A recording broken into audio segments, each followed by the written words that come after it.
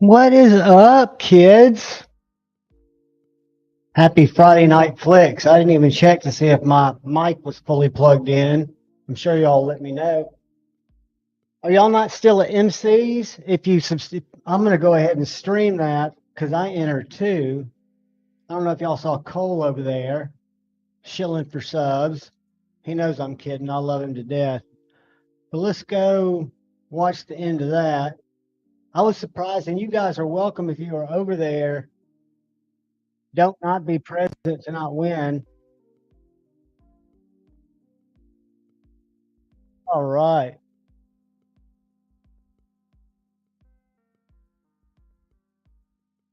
All right, we're going to mute it. And then I'm going to go. Can we do this? Somebody tell me in the chat, even though I won't be reading it, if this is a big no-no. And then we'll say, yeah, hey, everybody. Let's see.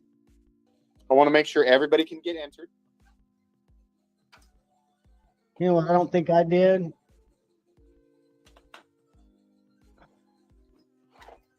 I don't think I liked the video. Hey, everybody, and welcome to the entry video for tonight's Mystery Knife Giveaway live event. As per usual, you must be at least 8. All right. So, anyway, I'm going to let that run in the background just in case y'all see my name come up or I see any of y'all's names come up if you're over there. What is up? Hey, man, channel member. He told me he was over there and said he's going to be here. You guys don't have to be here yet. Live stream here real quick. Let me mute it. Hold on a sec. Well, forgot to plug this thing in, but we're good. We got 16%. All right, he's going to have to do it quick. How do I mute that? Oh, there we go.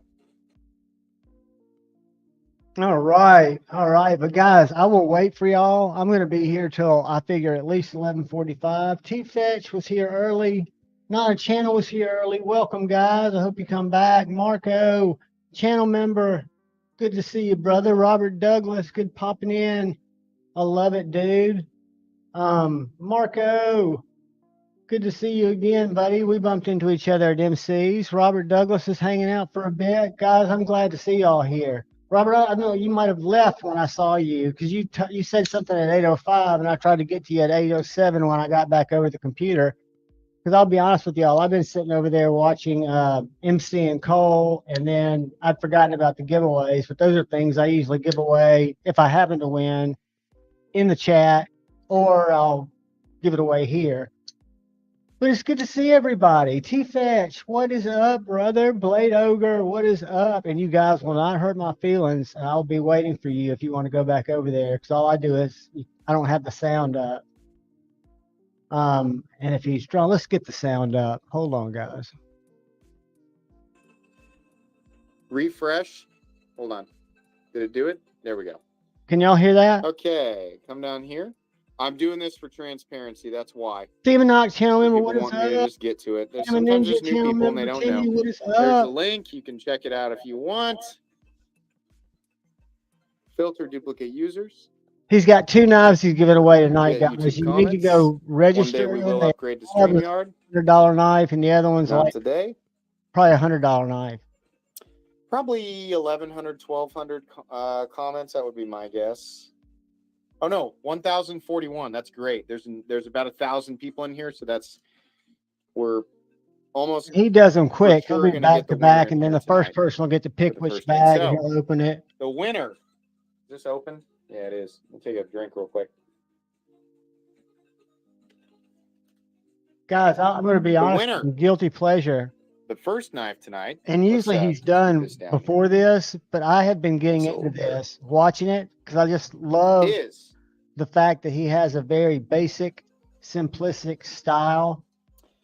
Android Goat, Metal Complex, and Tri-State. What could be better? Winning would be better. I agree. Android Goat is good stuff. Now, see, Android Goat has to pop up in the chat now to make sure he can be, or he'll draw again. He'll give him about 4 minutes. He'll start calling him out. He's there. There's Android Goat. So that one's gone. So now we get to watch in the background, just because we've got a lot of time together, to see which knife in those 2 packs Andy picks, Android Goat picks. and see if it's a banger or if it's just a nice knife. None of these are bad knives that MC's been giving away. And I really enjoy, and again, I'm just pontificating. I should be talking to you guys, and I will be in just a second. But I've really enjoyed his series talking to people because I think he's got a really genuine personality. I thought the reason, if y'all watched it tonight, that he explained that he hasn't gone to a blade show, that he doesn't go to a blade show, shows me that he's a very more family oriented than career oriented. Okay, that looks like a banger. Let's see what it is. Hold on. No, is that a bird? Let's see. Hold on. Or beg. Frame lock. This is the one that Blade HQ sent me. Probably the very The next knife, guys, is a G10 banger. and D2 knife that exists on Earth, and I did say that in the review. That's a great knife. This is one of the nicest, but it's not the one you wanted to win. Expensive, 120 or so. The next person who wins is looking at a $500 well-produced G10 and D2 knives on the planet. All right, guys. So the This is suspense a builds. Let me mute him, knife, and I mean, because he's going to jump into it quick. But I really respected his kind of reasoning for not going. Granted, his wife gave him a pass, but I've got a really good friend who y'all know, Dark Gravity, and he has such a beautiful relationship that he would literally rather be thrift shopping with his lovely wife because he enjoys that and they enjoy it together, than drag her to a knife show. And she says, you can go, buddy. Go for the day, come back. He's like, I'd just rather spend the day with you. And I think that's just awesome. I can't fault him for that. I'd love for him to go. And he goes to Nashville with me because he can do it for just a quick day trip. Because we're about 2 hours from Nashville. What's up, Forrest? Channel member, Joe Isabella, channel member. I'm going to come back and talk to everybody. I'm just going to stop it right here. And then we're going to see who wins this $500 knife and what said $500 knife is. And in case one of you guys are entered and were nice enough to come over here, which you were not expected to before he was done. And he even apologized, not to me, but just he likes to usually be done by 8 o'clock. But you knew Tri-State was going to try to hijack that stream for as long as he could, and I don't blame him. I'd have done the same thing. And I think he did a great job. If y'all watched it. If not, go back and watch it.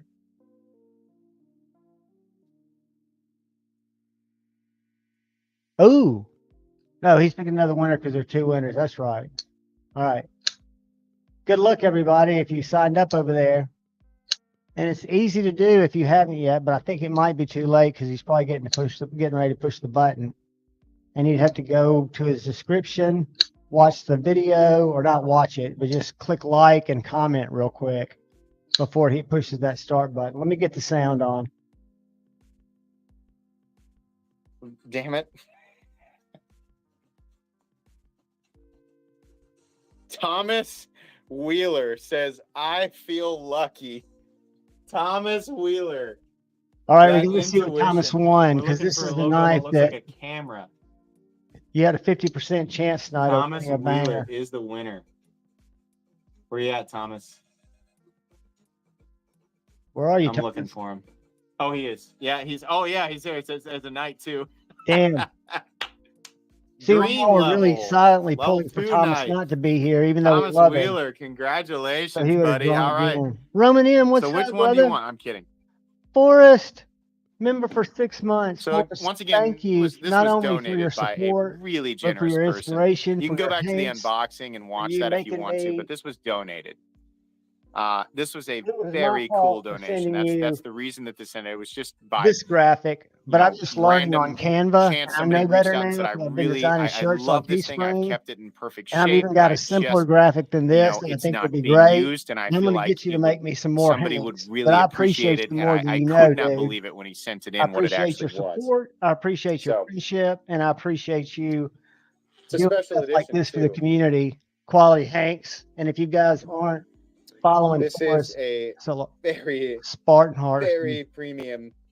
If it was a plague doctor, I would have thrown up into the mic because that's the knife that I'm chasing. S45V and USA made. Look at that. For God and country, green and gold ano. It has been good Spartan shade Hersey bait for folded. that plague doctor. All right, guys, I've got to turn it off because it's just making me sad.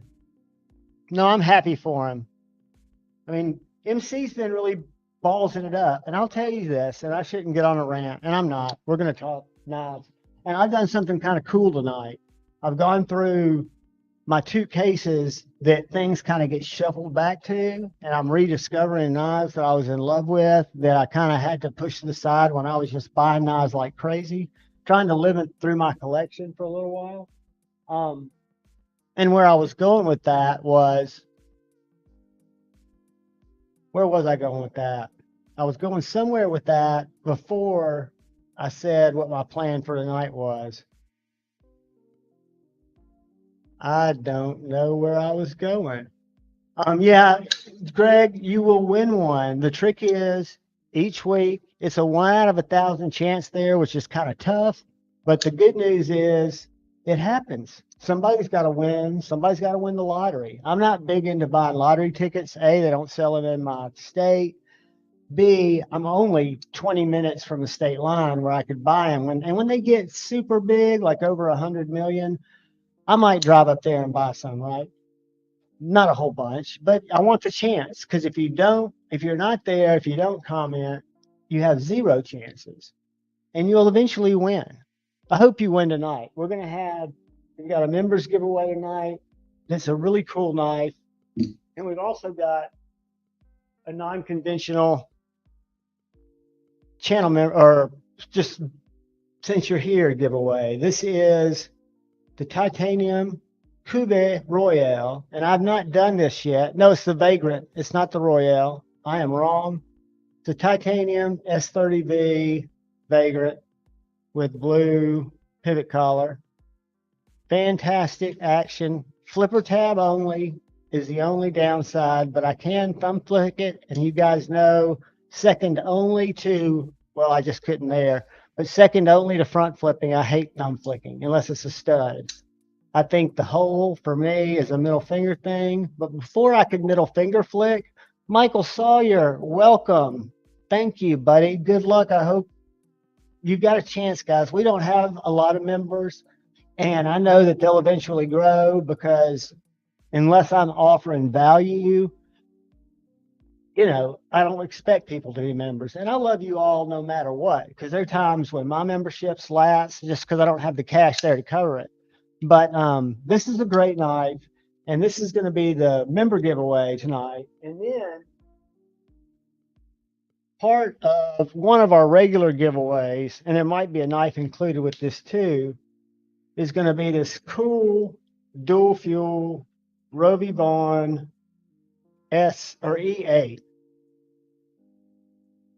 I don't know if y'all saw my review on this, but I've gone through this fetish where I'm just buying a bunch of fucking flashlights because I'm an addict. If you watch my video tomorrow, people have been saying, Javon, you need to do a collection dump. And I should have done a poll, and I might go do a poll in a second. But so what I did, just to kind of see what it would be like, is I did a video that comes out tomorrow that shows my pile of slip joints. And I just started collecting slip joints, swore I never would. And it shows my first slip joint, the second slip joint that I bought after I swore I wouldn't buy the first one. And I bought the second one before the first one came in, because Lefty had sold me a slip the night after I purchased it. So it's just a weird deal. And now I didn't count them. That was part of the condition. I could go watch the video, which I never watch my videos. So if they suck, I know they do, I apologize.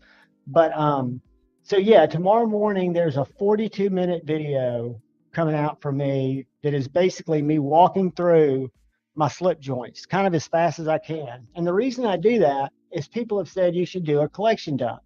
And I did one early on when I first got monetized and had channel members, because I first released them to channel members, and then I released them, but they got like 40, 50 views, I think. I haven't checked them because I don't look at my analytics, but they weren't getting a ton of views. They're longer videos. They were like 30 minutes a piece, maybe, yeah, about 30, because today was the longest one. The slip joint one that's coming out tomorrow is the longest one.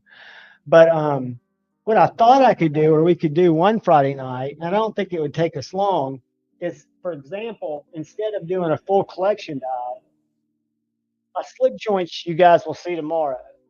So then I'll have a pretty extensive collection of fixies, and then I've got 4 cases like this. These are Apache 3800s, and the way I've got them set up is, I want to say,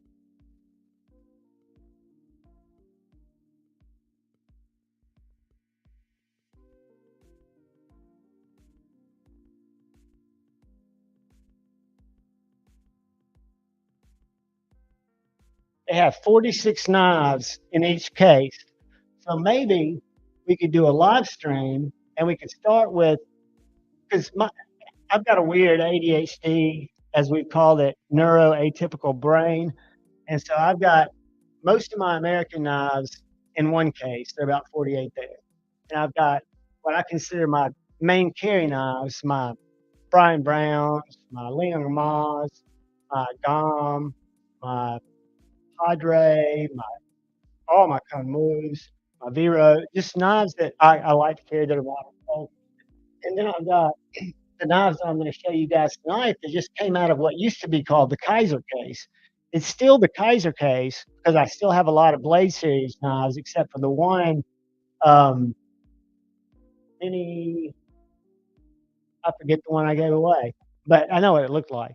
But I gave one of those away. And see, when I started collecting, guys, which was only 2 years ago, 2.5 years ago, maybe, I was buying QSPs, Civic.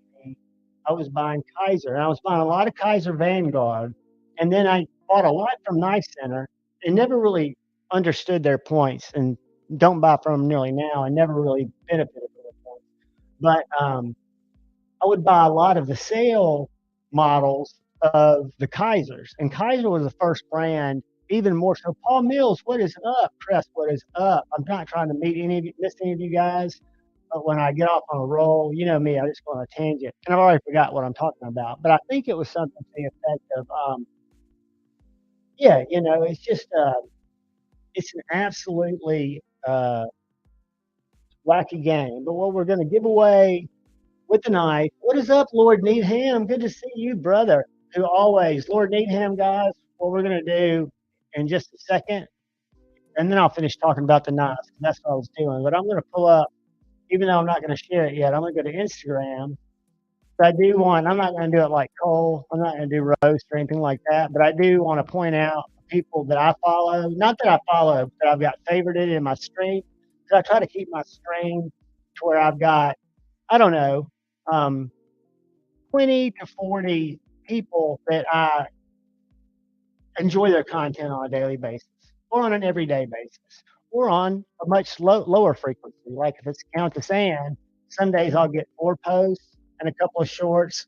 Some days I won't get a post, but she's one that I want to see in my feed. There are people that make me smile, and it's not just for the reasons y'all think. But the EA is unique in a lot of ways, and I've actually got the lesser version that I'm.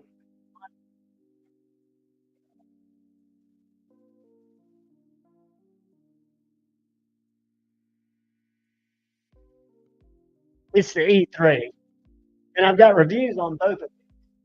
So if you want to watch the review, this one is cool because it is being a dual fuel. What that basically means is, watch, I'm going to turn it on first because this to me is very weird. So if I push it and hold it, what I love about Rovi Bonds, even if they're 2 buttons, is they're very intuitive. So if you want to turn it on, your candy light you've got on your keychain in your pocket, on your pocket clip, which comes with it, you push the light and hold it, and it's bright. It's your brightest beam, and it's just going to light it up. It's kind of like a quick emergency plug. If you double click it, it's going to go to what it memorized for the last 3 minutes, and then you can click through low, medium, high, low, medium, high. There's a moonlight mode that I'm really not sure how to get to. I could show you, but let's turn it on. And then I'm going to twist the top.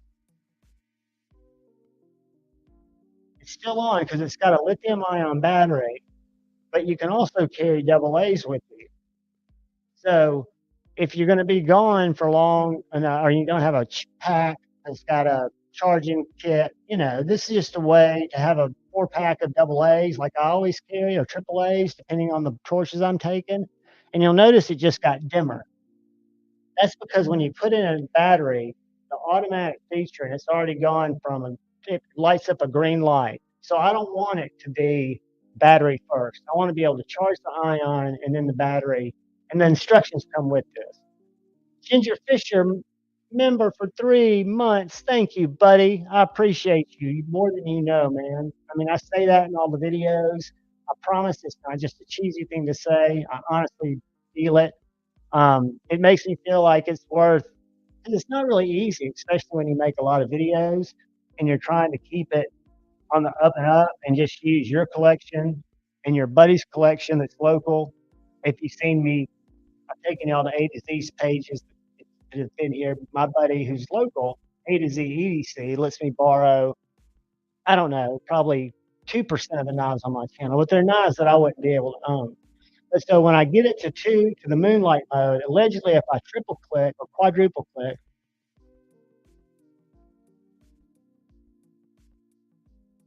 fail. All right, so what I've got to do is I've got to get it to moonlight mode. I did this earlier. Strobe warning. All right, here we go. I didn't do it fast enough. That's the only trick, and the only thing I'm trying to do is show you why you want the ion battery first. A, it's brighter, it uses a wider light, and I like to have my double A kind of in there as a backup or as an empty, cartridge that's ready to go. All right, I can't get it to work right now, but I'll make sure that it's set to do it. All you do is you set the priority, and it's the first 2 things on the instructions to run the LiPo first, because when you charge it with your USB-C, it'll charge the LiPo, and then you don't ever have to put a double A in there. It just gives you the option to. So, like you saw me with it open, I can take the double A out, and I can run every part of this light, because it's not just the torch. Again, that's bright. The back, it's got a back button, so it gets a little more complicated, but not really, because the back button is for the side light. And you go, side light, you say? And I go, yeah. Side light, like if you've got a hammock, or if you like to read in bed and your spouse bitches at you because the light's too bright. You click the side button and you get this little dim white light. If that's not quite bright enough for you to, it's much lower lumens than even moonlight. But if that's not bright enough for you to read with, you can hit it a little higher. And that's not coming out of the top, that's coming out of the side. But the coolest feature is if I click it twice, I don't know if you guys can see it, but guess what that is? I don't think I have a 20, I think I have a 5, and I don't think a 5 has, I'm sure money will show us that it's got funk on it, but it's a UV detector. So if you put this on a 20, it'll show you if it's legit. If you take it in a hotel room and you want to gross yourself out, you can go put this on the bedspread and the pillow, and you'll see all the nasty human secretions all over the hotel.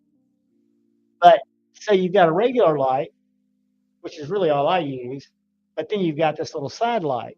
And the reason I'm giving this one away is because, I would almost let y'all choose, but I've got another one that's this form factor that has the same side light. And that's the one I've got on my keychain now. And this one here is actually a little big for my keychain. And another cool thing about this one, the lights might make it not big. It glows in the dark. So the whole internal casing, hold on.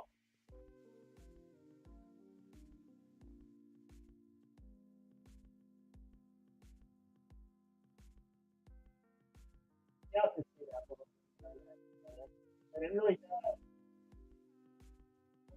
When I walk over in the dark, that's it. And the green same inside. I know why I'm excited, but I collect them, and I have a little knife will go out with this too. And this is just a whoops. This would just be the regular 3 clicks on the side light should also do a red. Not on this one, Pat, because I thought that too.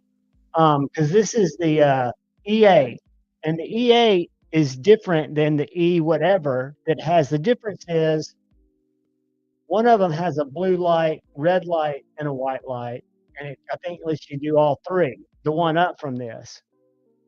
This one only has the little light blue light and these 2 lights. So if I do it 3 times, it goes to the counterfeit or the Steeman detector.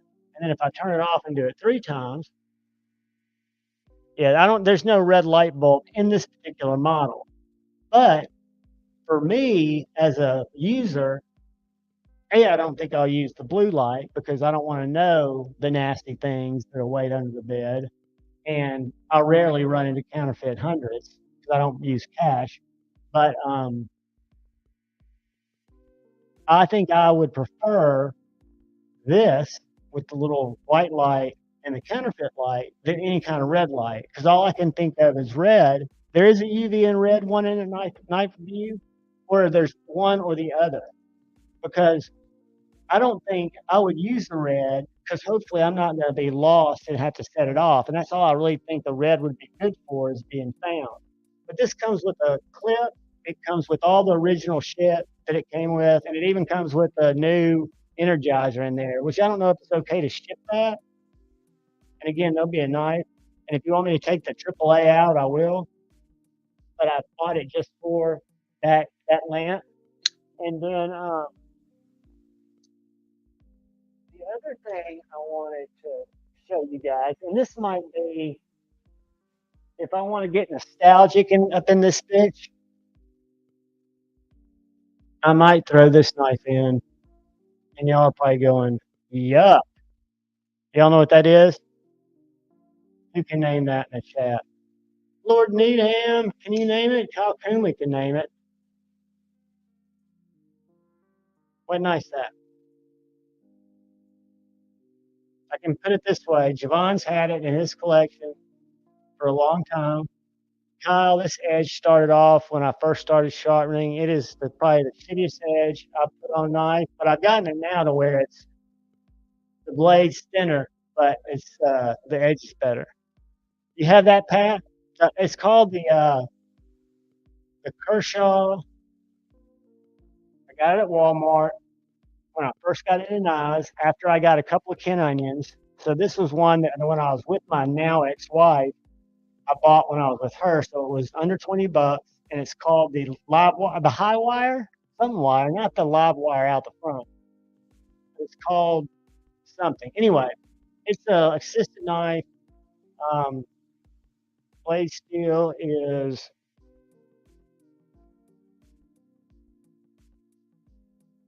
I can't read it.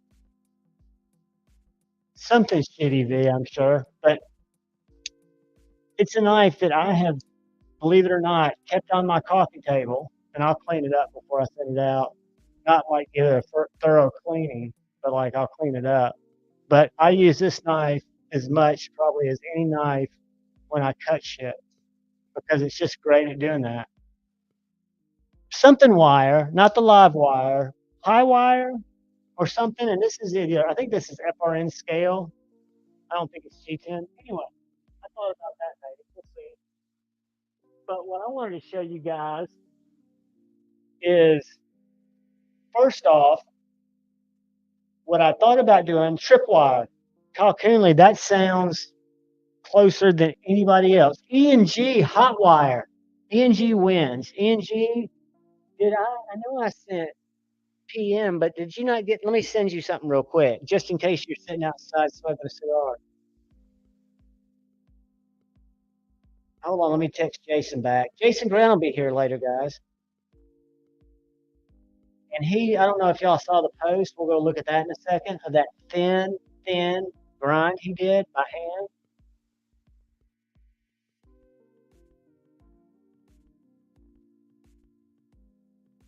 So let's see who else blowing me up. I love it. I texted Cole. I've got a number in my phone, and it's a number that Cole called me on Blade Show 2022 because he and Kira stayed with A to Z EDC and me in a cabin out in LJ, Georgia, which is about 40 miles outside of Atlanta. We didn't do that in 2023. We got an Airbnb closer to town. But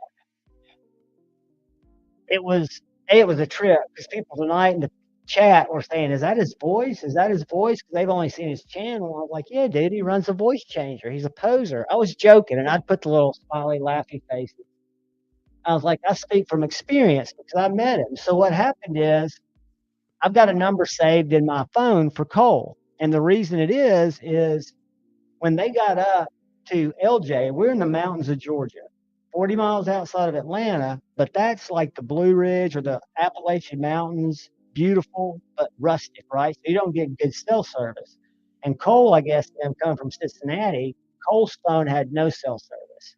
And they had to get a gate key for me. I had to meet him at the gate of this little, because we were like glamping more than camping. It was like a cabin with 4 bedrooms, hot tub, foosball table, pool table.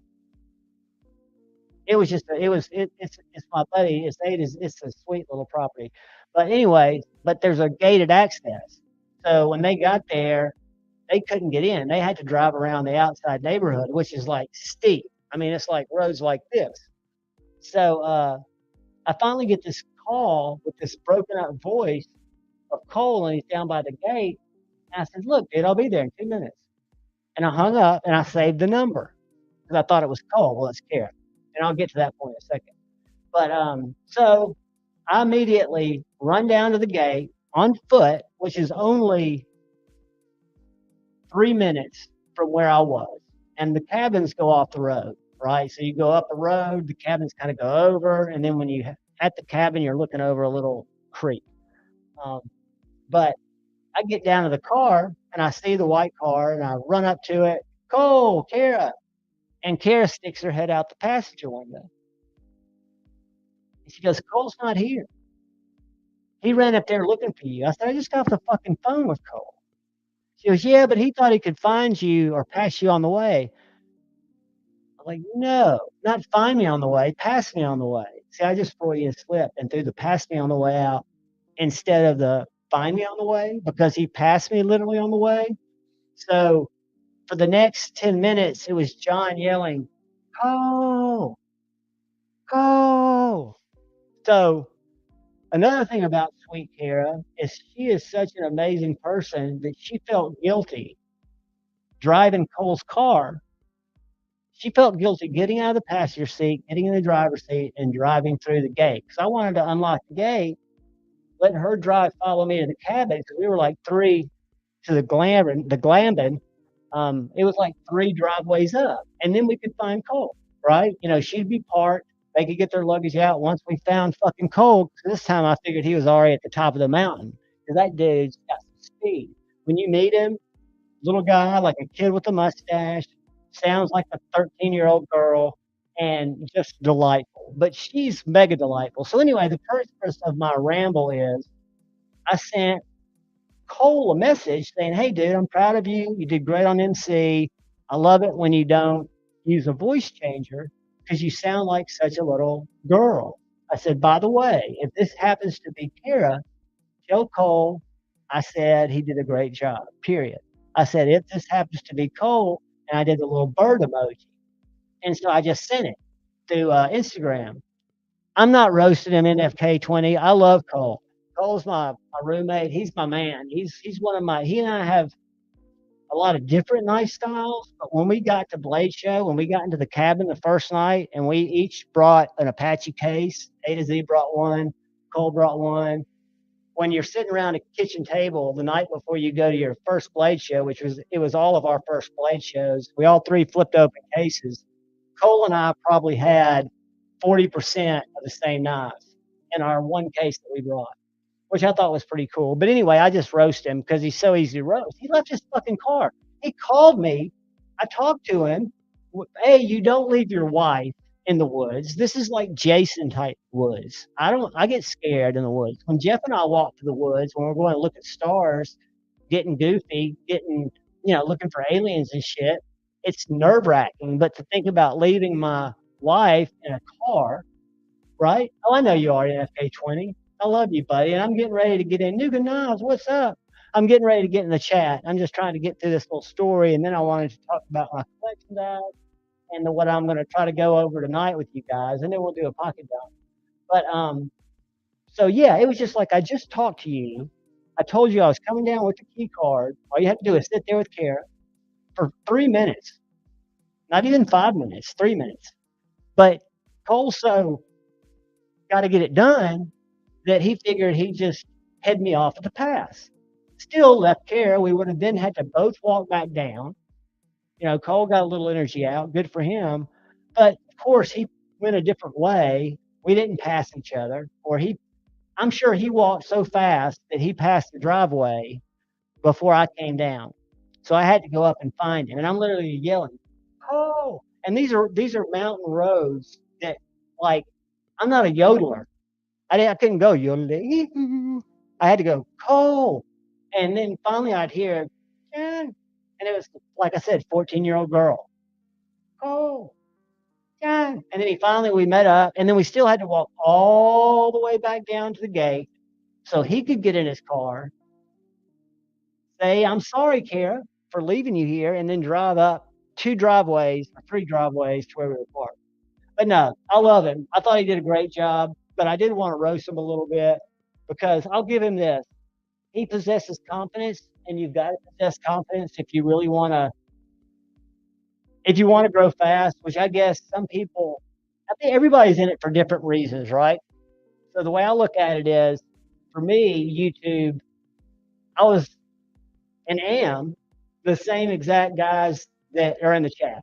I mean, when we bump into each other at Blade Show, any of y'all that have met me at Blade Show, no, we're all the same guys. What happened is and y'all will too at some point, I set up a little name. I think at first I was like John E with the little red, or orange circle with just a J in it. However it does when you haven't even put up a profile picture.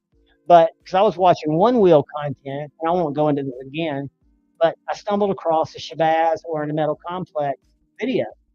And I instantly got into the live game. Not the live game, the knife game. It took me about 3 months to discover Big Red. Through him, they were doing a fundraiser for Grateful Panic. I discovered Grateful Panic, really got involved with the community and Grateful Panic's lives.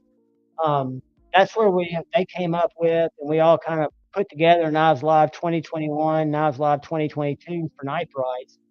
But it was so much more than that. But when people say they come for the knives and stay for the people, my whole purpose of doing it, Ian, I'm glad you chatted. I got to send you something. Check your DMs. You don't have to do anything, but just check them. But I forgot what I was saying, but I'll remember in just a second. My brain just shifted gears to try to complete a quick task. And I apologize. Just talk amongst yourselves. We'll do like MC did earlier, and we'll say we'll have a short intermission. Because I've got to pull this up real quick. Then I got to go right here. Then I got to go right here. Right there. And then we're back. Almost. All right. But let me now slow my brain down and remember where I was going. So where was I going? Lord Needham, my Apple Watch, I'll only show you on my phone. It's a sad situation. Since I've gotten older, and I have gotten older, even though I don't feel old, I still skate. I haven't actually been exercising like I used to, and that's probably the the problem. And when I say exercising, for me, I used to skateboard on flat land, so it's kind of like a lazy man's steezy way of jogging, right? So you use half the energy to go twice as far, twice as fast. You just got to keep from bouncing off the pavement. So there's a trade off, but it was a skill that I've been doing since 1976, and I love it. So I'm not doing that, and I have not been doing that since I started the channel because you only have so much free time. But anyway, I need to get back into that because not my old, but my I've got like a J Evans 1999 is my parent Instagram account, and all that skateboarding, like pictures that I take of my wheel when I'm going. But what I was going to say, I totally forgot. But what I probably should do is shift gears to get back on track and say, if y'all like slip joints, I did do a full collection dive just to kind of get an idea because I didn't think I had that many slip joints because I haven't been collecting them that long. Keeping in mind that 6 months ago, I swore I'd never buy a slip joint. I didn't care about them. Zero. Um, love Ben Belkin. Love Lefty. I didn't want a slip joint. It didn't appeal to me. I've got one in my pocket now. I carry one every day. I'm not buying them anymore. I'm hoping that that phases, except on rare GECs, because I did move up the ranks, but rather quickly. That's why it's, I think my video, the title tag at least says collection or addiction. I don't know if I did the stuff that Google can read right, but literally I was talking about this is obsessive. You know, nobody needs, and I go through how I kind of progressed. Um, Bought my first flip, So anyway, the reason I did that is people have been saying you need to do a collection dive, and what I thought, and I keep losing the track, so I'm gonna try to finish it. Is we could do a Friday night flicks where I take 30 minutes, or we figure out how long it's gonna take, and I sit here with the case like I've got right now, and we start at the left, and we just go one through one through my knives. That'd be one, and there'd be 46 to 48. And then, of course, if you guys approved and live, I could make a more proper video. It's the table down version. It talks about, well, these are my Todd knife and tool specimens. These three have been best techs. And then we bring up my favorite. I just put skiffs in, Todd knife and tool Wee Roxy. But I can go through all my knives like that. Would that be something people would be interested in? I thought about the length. Has it all, Ian, how many of them have sold out? Because I did not even go to the site today because I haven't been in the position to buy anything. Paul Mills, I'll do it, and we'll do it. I'll tell you what I'll do. I'll keep running through while I talk this box, and this is my top tier box. So y'all are seeing what I consider right now. Well, I can't say that because I've got my American box that has my Medfords, my Michael Ziba. So disregard that. These are all imports. Is going to be the common thread here. This is a Wee Mini Malice, and I'm about to finish the first row. And we come to the Wee Fornix, which I think is one of the most underrated knives. It was a limited edition Wee. You can either get in black, titanium, or this gray, stonewashed, and it's just simple titanium and S35BN with that deep poo, very spicy. They didn't sell that well. I think they're sold out now, but they were a limited run of like 300 each. And then I've got my Mini Tempest. I love this knife. Y'all don't know how close I was to selling this knife. And somebody could have bought it really cheap because I just didn't carry it. And I was thinking, why I keep knives? Lefty was getting in my head, telling me that I was a hoarder. I'm a collector, right? So as we go on, because there's more to what I have planned, and we haven't even done pocket checks. That's an art form. Slimfoot. Fantastic. Riot made. I like some art forms stuff. This is the best button lock in my collection. Max Ace, Babylon D1. Watch this drop.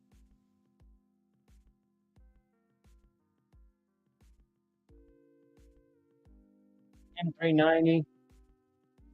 Super, super cool felt satin. It's a Midnight Cat Design Studio collab. I saw this watching my brother Peter at Therapeutic Edge review it. Bought this from Lefty because he bought it and then thought it was too light. I'm one of the few people that absolutely love this knife in my Carta. It is so light. It cuts so well. Love it or hate it. It's still in my brown box. That's the Left Concept Savant. And then we move into a little, what I call giant mouse corner. So that is the Elmax Green Micarta Atelier. And this is not a giant mouse, but it's a Vox, Jesper Voxnez Blade HQ collab that was made by Fox Knives or Vox or somebody. M390 NG, and G is for gangster, is in the chat, and he's the one that convinced me to give this knife a try. It was on sale for like under $100. Made by Riyadh. I don't buy flipper only knives. I don't like little knives. I love this knife. This has been a pleasant, pleasant surprise. Demonot, member for 7 months. Brother, thank you for your loyalty. We're going to do something in a year, guys. If we make it a year, and we will, we'll continue trying, right? That's all we can do. It's just like the sobriety. Never stop stopping or trying. What's that? What's Scab say? Anyway, don't ever try to give up. Relapse is not failure. But anyway, get off that soapbox. This has been a great little knife. And I would have never purchased his ENG, whose style and his swagger of collection, when he says, dude, you really ought to get it. It's less than $100. I'd have been foolish not to. But moving on, we come to one of my favorite giant mice. This reminds me of the Blade HQ, no, not the Blade HQ, the Benchmade. What's the new one with the narrow grind? M-Bomb. Let me send Forrest the link. Tell him, give me 2 seconds. This is the, somebody throw it in the chat. It's the giant mouse. It looks like the Benchmade Tagadow. ENG, before I send more links out, I sent you one. What's this knife called? Anyway, this is a great knife. I can't believe I can't. It's the Giant Mouse Ace Jutland. Jutland. Thank you, Demonoc 13. Cock Coonley. Y'all are exactly right. The Jutland. Fantastic. A lot of people gave this knife a lot of grief because of the M390. I put it 17 degrees with my TS Profs and my knees, and I'm no sharpener, but it's a fixed angle system, and I really can't jack it up. The steel performed fine. I'm thinking the heat treat was fine. I'm not going to reach across the table and cut something, but it's got the strongest detent of any giant mouse that I have, and I like that. So that's there. Then we're going to get to the last giant mouse in the last row, and I'm going to send Forrest a link. The Giant Mouse Ace Grand, another one of my favorites. I had 2 of these. Almost replaced it. But Dark Gravity and I trade a lot of knives, buy and sell a lot of knives from each other. And I have had a full collection in the Micarta and Elmax. And this is that Sleipner. This is a weird steel. Aberholt or something. It's a nice center exclusive. Anyway, I can still get one like I traded. But what I traded for is, ironically, one of the knives, the other part of going through the collection. Then I'm going to send Forrest a link. But I broke out some knives that I haven't played with in a while that I really enjoyed. One of them happens to be the knife that I traded for the giant mouse. Keep in mind, I already had a giant mouse, so I was still going to have one. But this is the Concept Bulldozer. But it's not just the regular bulldozer. It's titanium, S90V, and Damascus. Where's my backspacer? And it is buttery. So anyway, Let me send the link to Forrest, my main man, who is a Hank extraordinaire. I've got several right here in front of me. Grab an old school. You probably don't got it. I haven't made one like that. Here. Here.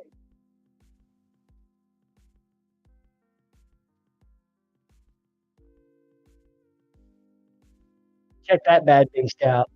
That's even before I associated with any channels. I found Forrest. I found Forrest in the chats. Like I met all you guys.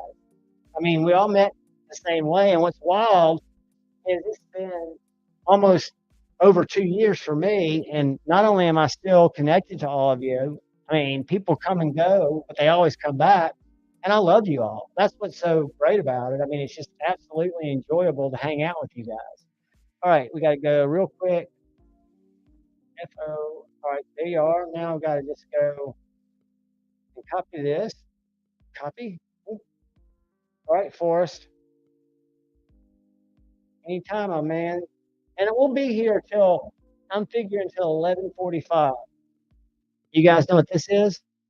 You'll never guess. I'm gonna give you a chance. I might even let you try to read it. And yes, it's not a THC cartridge; it's a USB cartridge. But can you see what it says? Whoops. What?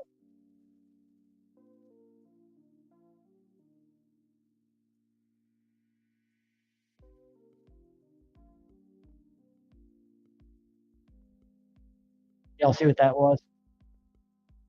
Wait 1 second.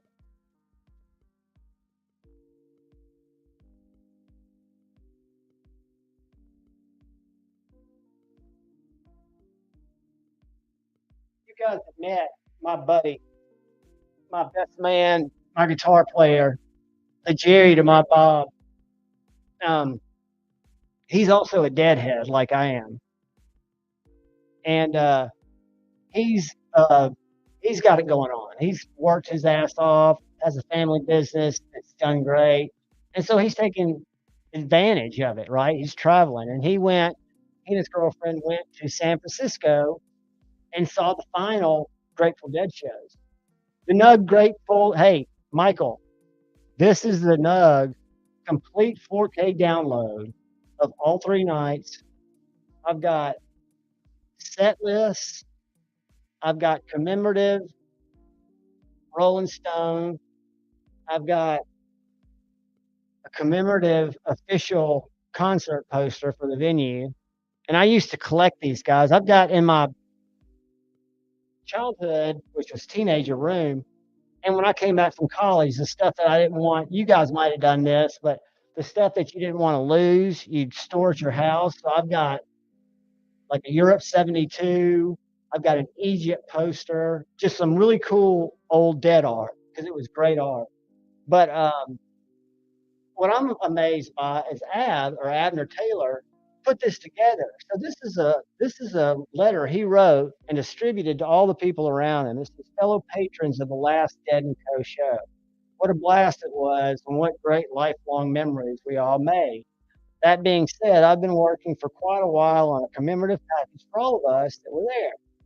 And I apologize for it taking so long, but it took some time to take the Nugs Net complete 3-day 4K video audio package and figure out how to share copy them both and sync. And of course, he had trouble doing that. He talks about they figured it out. So enclosed are your packages the following items: commemorative poster made only last night, USB drive that contains all the music, special edition Rolling Stone that talks about. I didn't even started reading the articles, but there's some really juicy looking articles in here. But I don't know if y'all listen to Grateful Dead, but if you don't, there is so much. You're upside down, right? You're right side up. I was talking to Ian G. He's joining us too. Ian, what's up? Forrest, what's up? Hey, can you hear me? I hear somebody great, and Ian, I think just waved because he's always too cool to talk. What's up? Can you hear me? I heard him. I hear him like a champ. Not much, man. Let me put up my dead stuff, and I'll quit talking.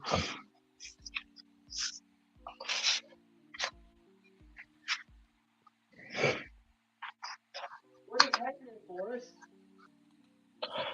Oh, not much. Just hanging out, listening to you. I was gonna give away Hank and whatnot tonight. Man, I'm glad you did. Like I said, I never have.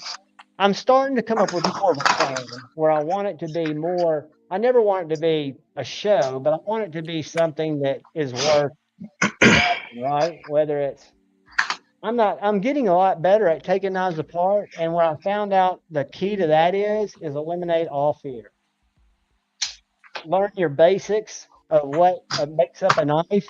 And after you've taken apart a few, you'll figure it out. You've got a stop pin, maybe. You've got some standoffs, maybe, or a back spacer. And then you've got some screws. And as long as you keep up with it, even if it's an axis lock, don't be scared of it.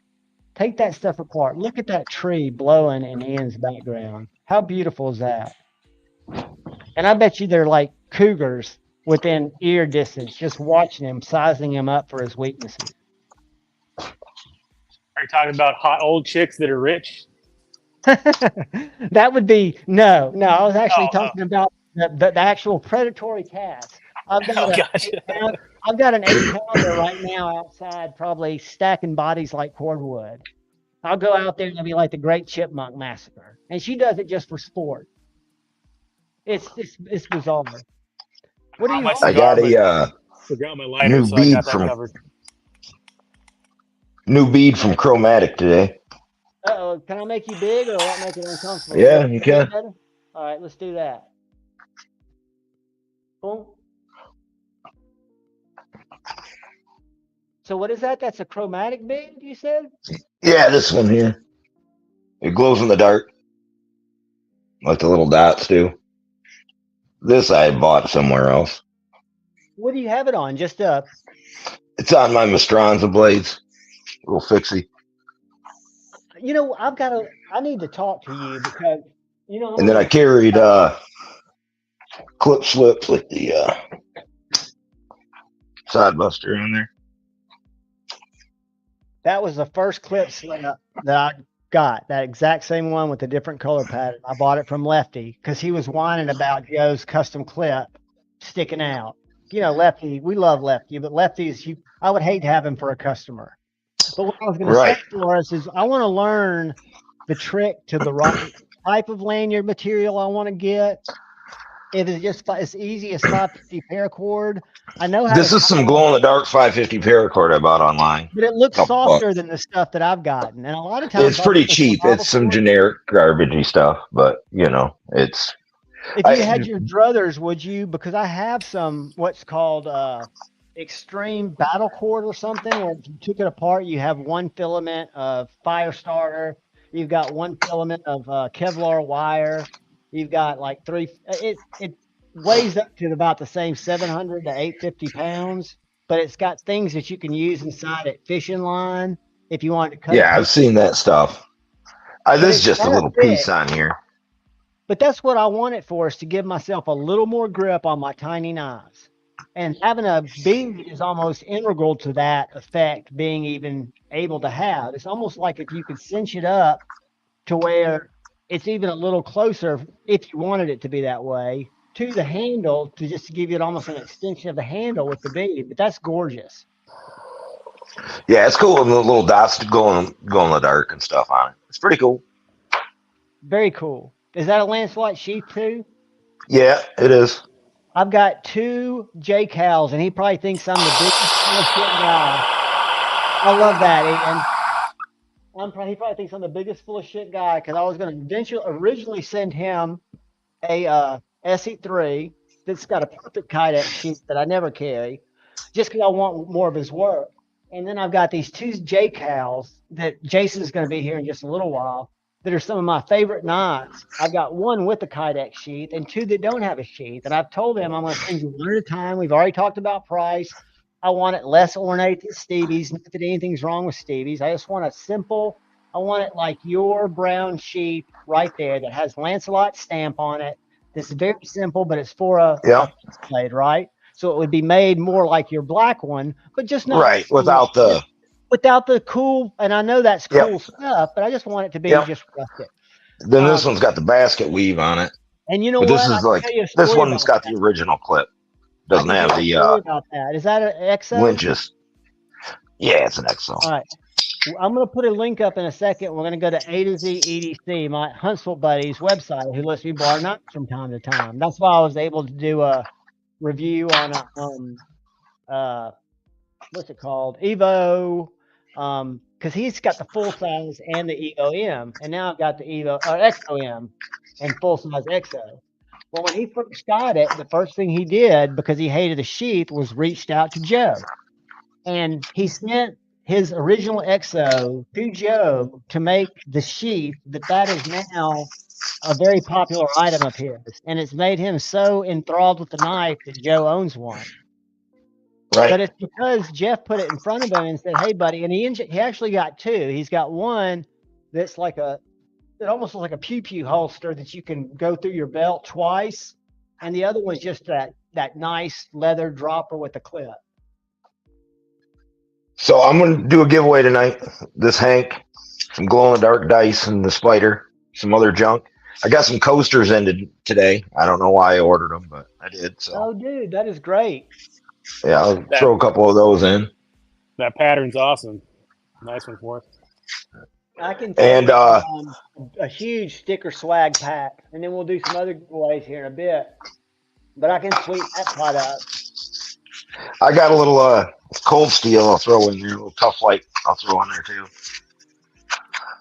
Buddy, you didn't have to do that, but I appreciate you more than you know. Howdy, T-Fetch.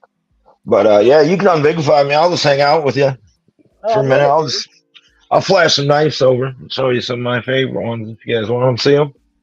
Absolutely. And then what I'll do is I'll finish going through the collection, because so far that went quick, didn't it? That was 2 rows. That was 1/3 of one box. So here's an interesting knife. It's that Misto that I got at Blade Show. That's a Hogue? Yeah, it's a Hogue. I saw that and held it at Blade Show and fantasized over it and tried to talk you out of it. Do you remember that? Oh, yeah. It's pretty much the same size as a 940. But it feels better. And I don't know how it does feel better. Quantify that, but it doesn't have any of the, and I've got a 940 and I love it. I'm not a 940 hater, but that. Well, my 940 is titanium. Mine's aluminum. It's the OG green, never had a screw on it, but it's perfect. But the Hogue still feels more refined. The one that it does there that I've still not seen on the open market. No, I haven't. I haven't seen it open market in Nashville. I've been communicating with our friends at TRM. I'm trying to secure a only available at knife show knife, and I think I'll make it happen, because I won't get there till Saturday. I won't go Friday, where most of the makers there, except for the Demcos, no fault of theirs. What is it you say? A bird in the hand is better than 2 in the bush. But they'll sell out right away, and then they'll just sit there and hand out stickers for a day and a half. Most people don't get there till Saturday, and it's nice to be able to get there Saturday, and it's only small makers and Marpione and his girls, and trying to give anybody else bigs there. ProTech, I bought them. My first Malibu, my second Malibu, my textured Malibu at the Nashville Blade Show, and I bought my Mordax at the next Blade Show, which I'm getting ready to, if I'll remember. This is just me being slack. Got 1,000 boxes. I got everything I need. I've got to send it back to ProTech. I've already talked to them. All I've got to do is print out a form, and they'll fix my little bit of detent left. Probably wouldn't bother most people, but it bothers me. Salty Cheeto, what is up? So what I did, guys, is I pulled out knives that were in that box over there that I don't have a lot of new stuff this week. I do. Have I showed y'all this? I don't know if you've seen this, Ian. Oh, the Vero fixed blade? That's sweet. Dude, well, the Axon's my favorite design. But when I picked it up, Blade Show 2022, I told Joseph I thought it was smaller. He said it's not. I said it's smaller. I didn't have my Axon with me. Mm-hmm. But when you look at the width, it's perfect each size. The blade thickness is the same. but the handle, and that's the liner lock version. The handle is so good because you've got this whole forward choil. So where I've got the same handle space, but I use this for my forward choil, and I feel safe doing that because I've got the swoopy locked in under this finger, so I'm not worried about that. But it was thought about in this little knife, and it comes with a really cool external internal waistband sheath that has a neat 90-degree little arc where you can make it either vertical, canter it to where it's scout carry horizontal, or anywhere in between. Man, we're going to have a good night tonight. When Jason comes, we're just all going to be very respectful and sit in the corner. What is up, brother Pocket Metal? Who the hell's Jason?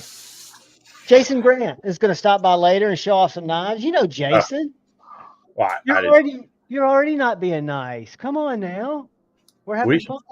I just said, who the hell is Jason? I came in and heard. I wasn't listening to the show pre.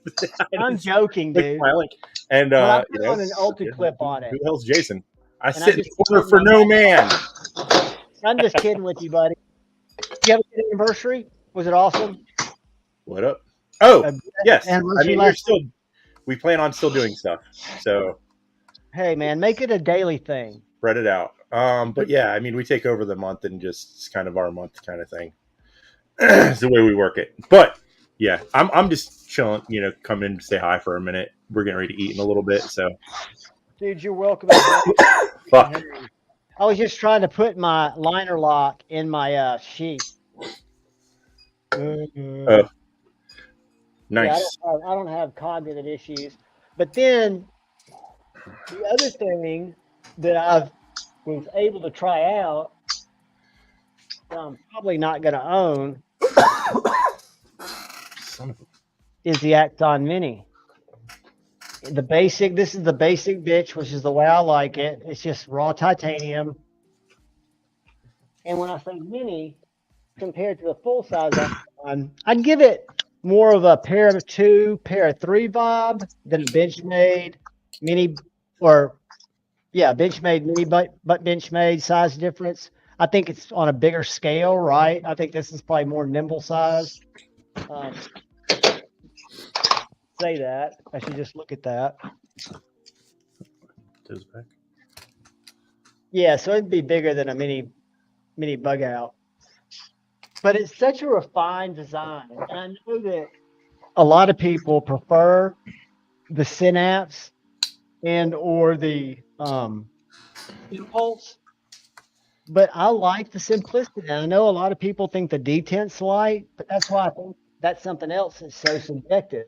Because for me, it's just perfect.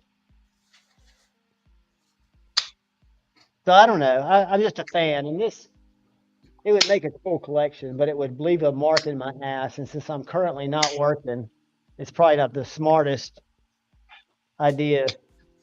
But I'm not known for smart ideas.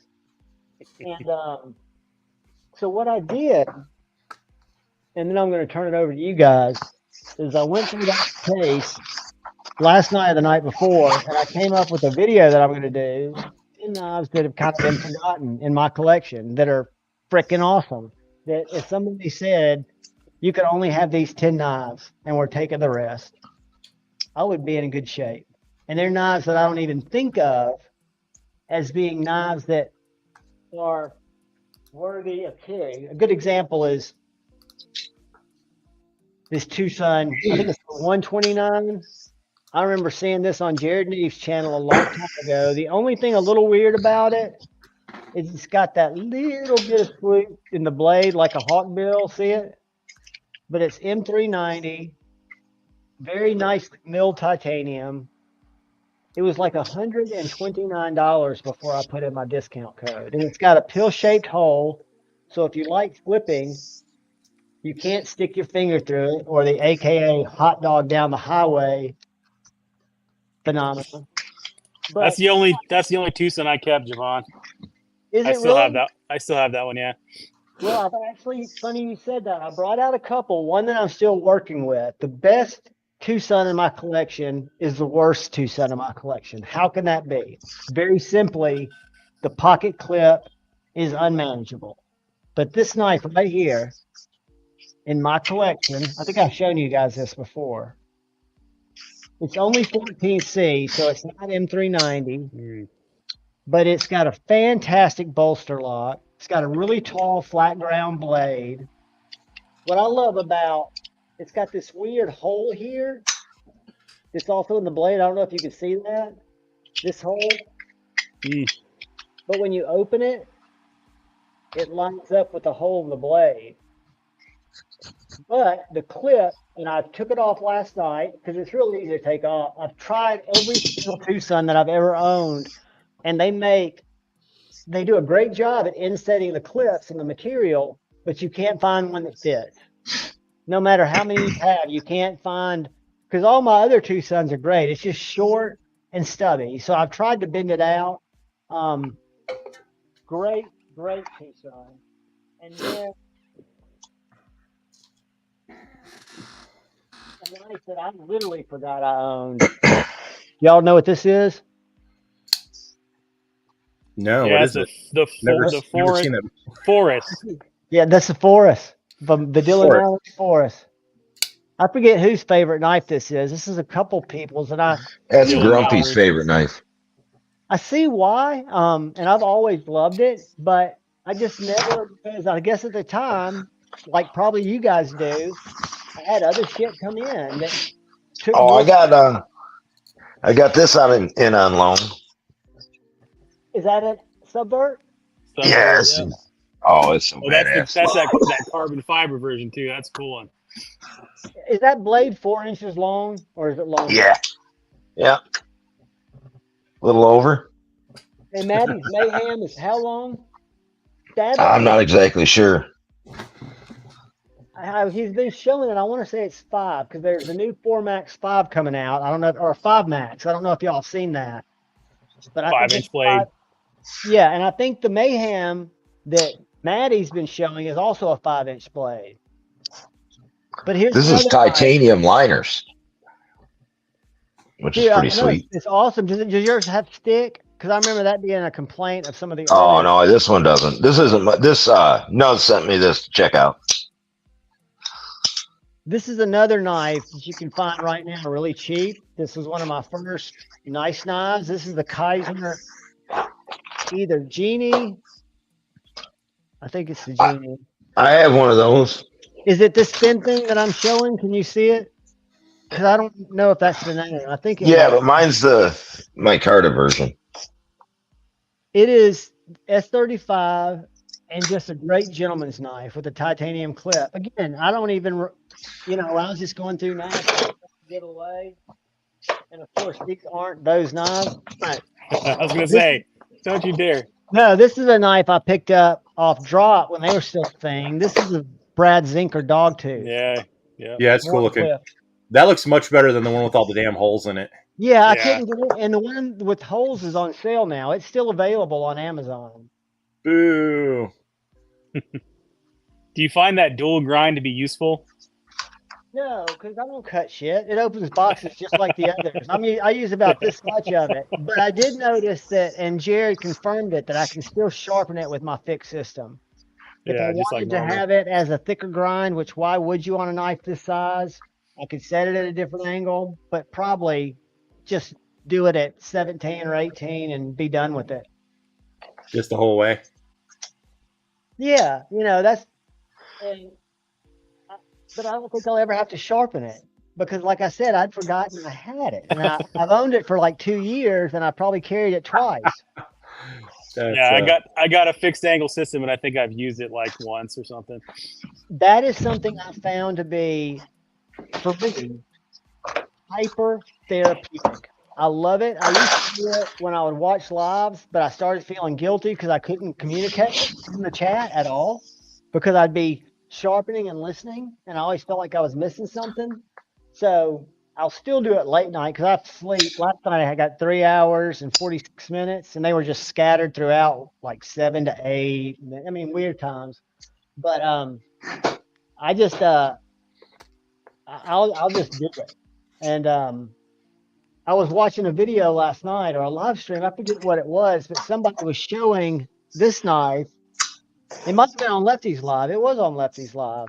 He was saying that people were coming to him saying that this they thought was a ripoff of the slut. Ian, you know what the slut is? Pocket Yeah, nose yeah. Slut is? Yeah, the I'll show you. slim utility. Yeah, folder. Oh, but Lefty had never seen this knife, and I believe him. I mean, I think it's just there's just so many slim line utility tactical. That's what this slut is, and that's not it. Hold on, that's Arizona Custom Knives though. Here it is. All right, I'm gonna show you this. Tell me if y'all can see it. I did not think, because I think there are only so many ways you can skin a cat. But see this knife right here? Oh yeah, man. Yeah, I see it. I do. Lefty seen it. I mean, but if you look like that, there's no lanyard hole. Yeah, yeah. The sharpened rectangle. It's a copy. Yeah. Well, it's funny. I think when you get into that business, and I think Sharif will agree with this, you're going to get a lot of that hate. You got to have thick skin, right? If you're going to put your designs out there, and you're not a sleazeball, you're going to get called out. And if you're a sleazeball, you're going to get called out. So it's a win-win. And then this knife, this is a $102 knife or $112 knife when I got it. The Spiro. That if you want to start saying what it looks like the Rosie? No. I mean, kind of, but no. The Rosie's got that stupid taco hole that I fucking hate. It looks like the artisan, Arion. Knife that they made with the bad name. And Ian drops out. I don't know who if that was insulting more, by the way, Kyle, me or Ian, by saying I need to copy Ian's lighting so I can show my good side. Are you saying Ian only has a good side because his lighting is shit horrible and you can barely see him? So I got in the other day, not a knife, but I wanted to try these springs because my Benchmade springs, broke finally. I remember you were waiting for some. A few months ago they broke, and I was gonna buy them off of Etsy because everyone's like, oh, buy them off Etsy, but it's like after shipping it was like $15, and I was like, let's see if I can find a better deal. So I found 10 sets for $3 off everyone's favorite store, AliExpress. I know how much everyone fucking hates to deal with that, but 10 sets for $3 including shipping. It did take 2 weeks to get here, but it's not like I, needed this knife that much. Now, oh yeah, I mean they're in there now. So you can break them. You can break 9 sets, and you still come out ahead, even if they're not. If they only get half the life. I'm honestly at night now. I'm just sitting here flicking it over and over again, and to see if I can, snap them, or if they actually. Is that the one you were changing scales on, or was that a pair of 2 that you're trying to find scales for? No, okay. So I bought that Crew Carta Spyderco, right, with the Crewwear blade and the shittiest micarta scales, and I originally thought that they would make like Flytanium or someone would make scales for it, but I guess since that's the only one with the full liners at that point they didn't, and then I ended up selling the liners because what's his name? Bill Proex he was doing a mod job for somebody, fucked up the liners, so I sold him the liners so he didn't have to buy a whole new knife. So now I have a knife with some a blade and some spare parts that you could build a Spyderco though in all practical. Yeah, that's what I plan on doing, is just finding the regular liners for it somewhere. Just get a wish.com. Did you try? You didn't go with that route? I haven't looked at Wish. Everyone, it's funny. So you can buy like every knife knockoff on AliExpress, right? To do that, to swap parts and shit if you need budget shit, or if you just don't want to buy, whatever. Anyways, I'm not judging I'm your crazy too. We'll look at something later. But Remind me. Spydercos get taken down real fast. Like that's the only knife that I've seen. Like it'll come up, it'll be there for like a week or two, and then it'll disappear.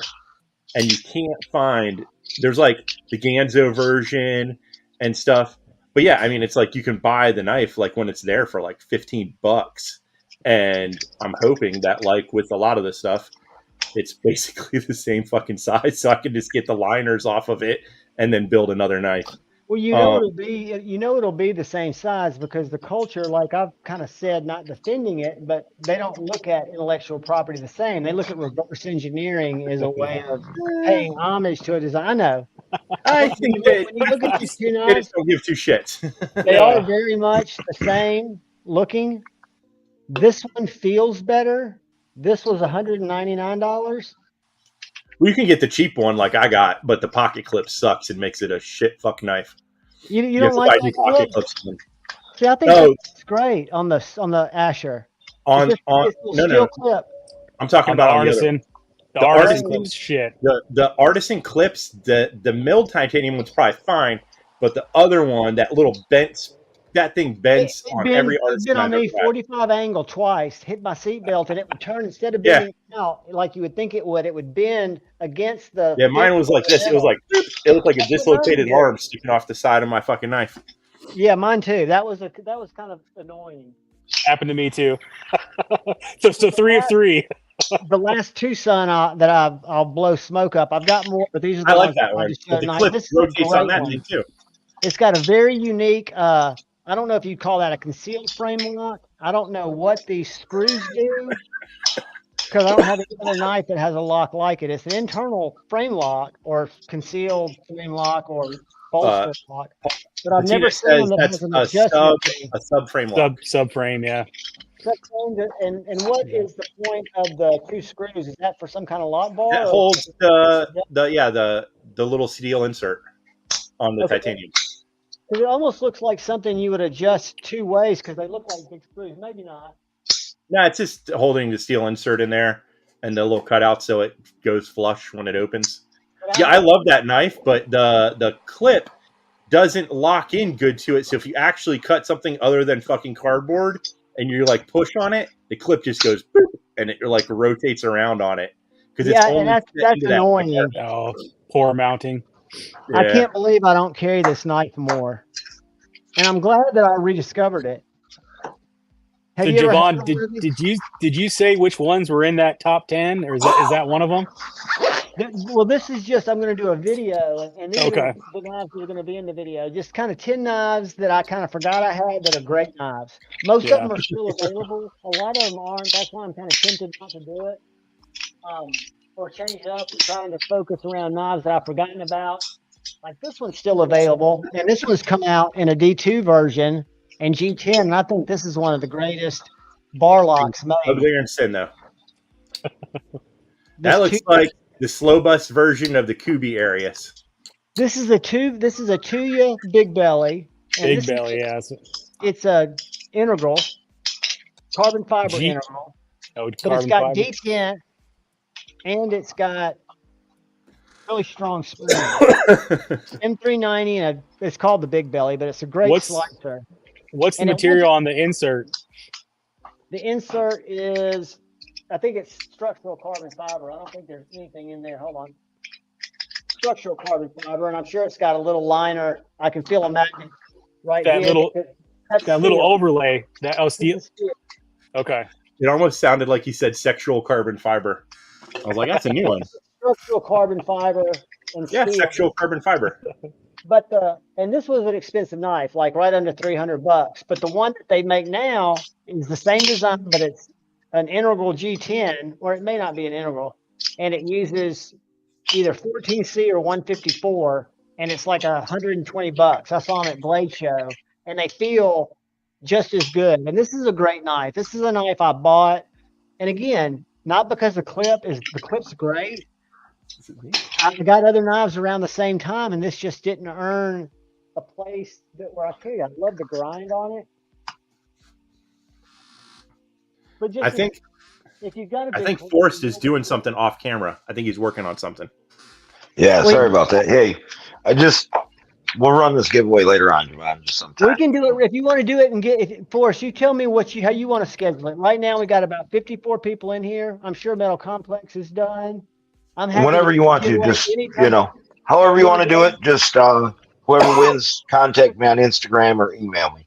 Let's do this real So quick. What I'm going to do first is I'm going to go to EDC Roundtable and share that Hey, screen. Forrest, do you have any of those Hanks for sale? Same We're one? going to look right here. yeah, I got some. Okay. I got another one on the webpage. Yeah. We're going right He's now. got that glow in the dark skeleton one up again, or at least I saw a picture of it at one point. Yeah, I got I'll a go- glow in the dark skeleton. I got a couple Halloween ones. I was eyeballing some stuff Doom Hanks earlier. are I'll go really and buy one popular, tonight. aren't they? I'm sorry. I got all interrupted. I'm sorry. Go ahead. I was just saying I'll go and buy one tonight.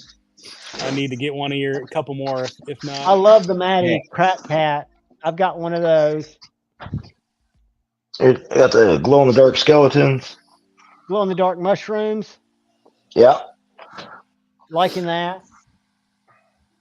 Can you all see the screen? Nice. What's the green one there? Just Let me green? go back to it. That was I my think it's fault. just a textured green fabric. Yeah, it's Looks just like worm. No, nobody buy that one. I'm going on to buy that one later. It's out of stock.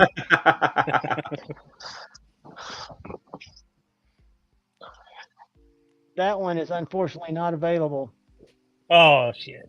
I can get you one. Okay. I'm sure I got more of that fabric line. It's just Sweet. I just make random shit and put it on the webpage. If anybody ever wants something, just hit me up. I mean, everything on the webpage is just random things that I've made, just to kind of show it. I have thousands of different fabrics, so Awesome. I've got Meth Cat feeding Stevie right here. I'll show it in full size in just a second. And I've also got Manufactured Emoji Hank, which is we all know as Meth Cat. Yeah. He do that during a live. I swear to God, he could make a living doing T-shirts just with his whimsical, shitty art. And then they even make a small Meth Cat Hank. That's what you need right there, Ian. That's cool. It's mini size. Uh-huh. Yeah, it's just a little tiny, little 4-inch. Nice. But I know Doom sells a lot of Hanks, doesn't he? I don't see him on the site. No, he like I said, it's You guys for giveaways? I kind of just Doom orders some and then I give him some because everyone I give him gives away to people, so it's I don't need to. I like to support channels any way I can, you know what I mean? So yeah, well, I've got so many of your Hanks that I've gotten. I'd love to, they're my favorite Hanks, are the ones that I take all my pocket dumps with. I try to tag you on them, and I've got one of these Hanks. I don't know what this one is though. It's not this color, or have I just seen Stevie post with it, and I think I have this Hank. I think I've just seen Stevie post on it. But anyways, this is what we're gonna do. We're gonna get in the chat. And I'm going to put a word here. Let me get to my StreamYard giveaway tool.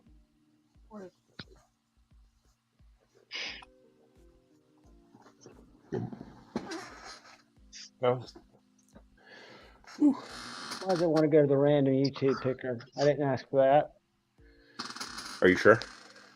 No, I think I probably did click on it. Here it is. This is what I want. All right. So what we're going to put,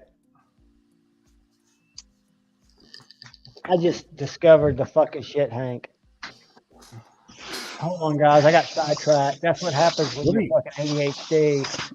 Oh, so you can get a fucking shit 2-pack. I'm loving it. Let me share what I'm looking at, guys. Ian, I think this is the Hanks you need. It might be the one, huh? I'd go for the 2-pack. Yep. I'm with Marco. What the hell's the fuck of shit, Hank? Fucking shit, Hank. These are your Hanks, aren't they? Oh, but these aren't Forest Hanks. Oh, these are on EDC. Where am I? Them are chromatics. Oh, never mind. Oh, that's cool. Forest, a website? What? Y'all kind of all consolidated, right? Yeah, we're all just kind of consolidated on there. I got you. I got you. All right. Going back to the Yeah. giveaway, I'm not sidetracked anymore. There needs to be no capital letters. I don't think it cares. I don't think, but I wouldn't do it in capital letters. And it doesn't need to be any hashtag. So it's just the one word. Can you bigify me for 1 second before I jump off? will. I just wanted to show you this cool design here. All right, buddy. Let me get out of here.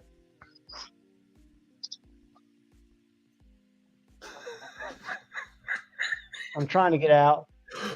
Down at the bottom. I'm actually getting I'm having my wheels spinning for some reason.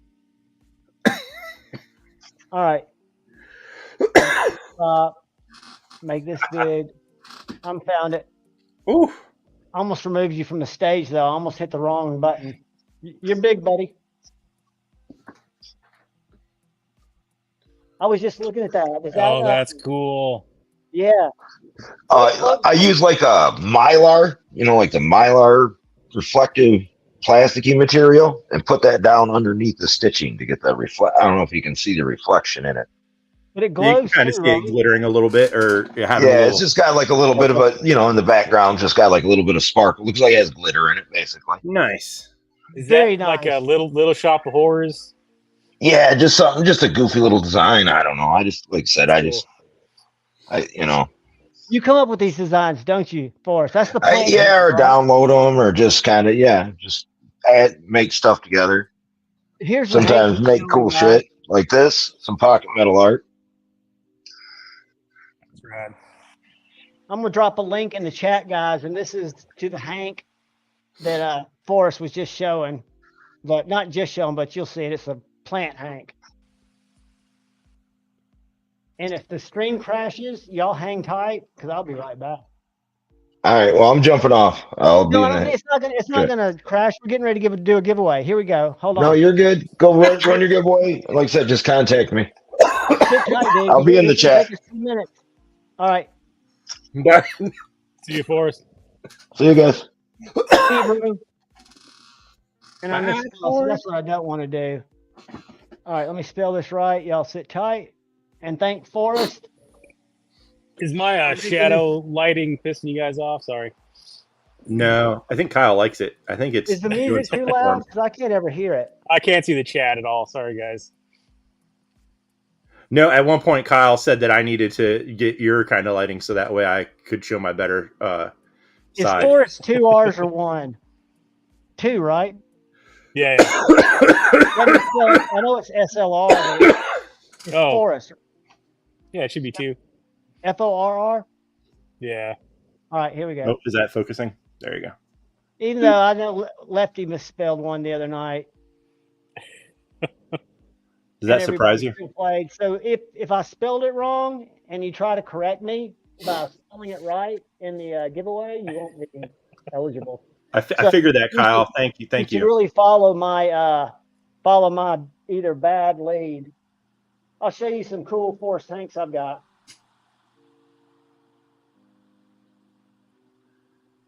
I know I'm ugly, Kyle, but your mom don't seem to mind.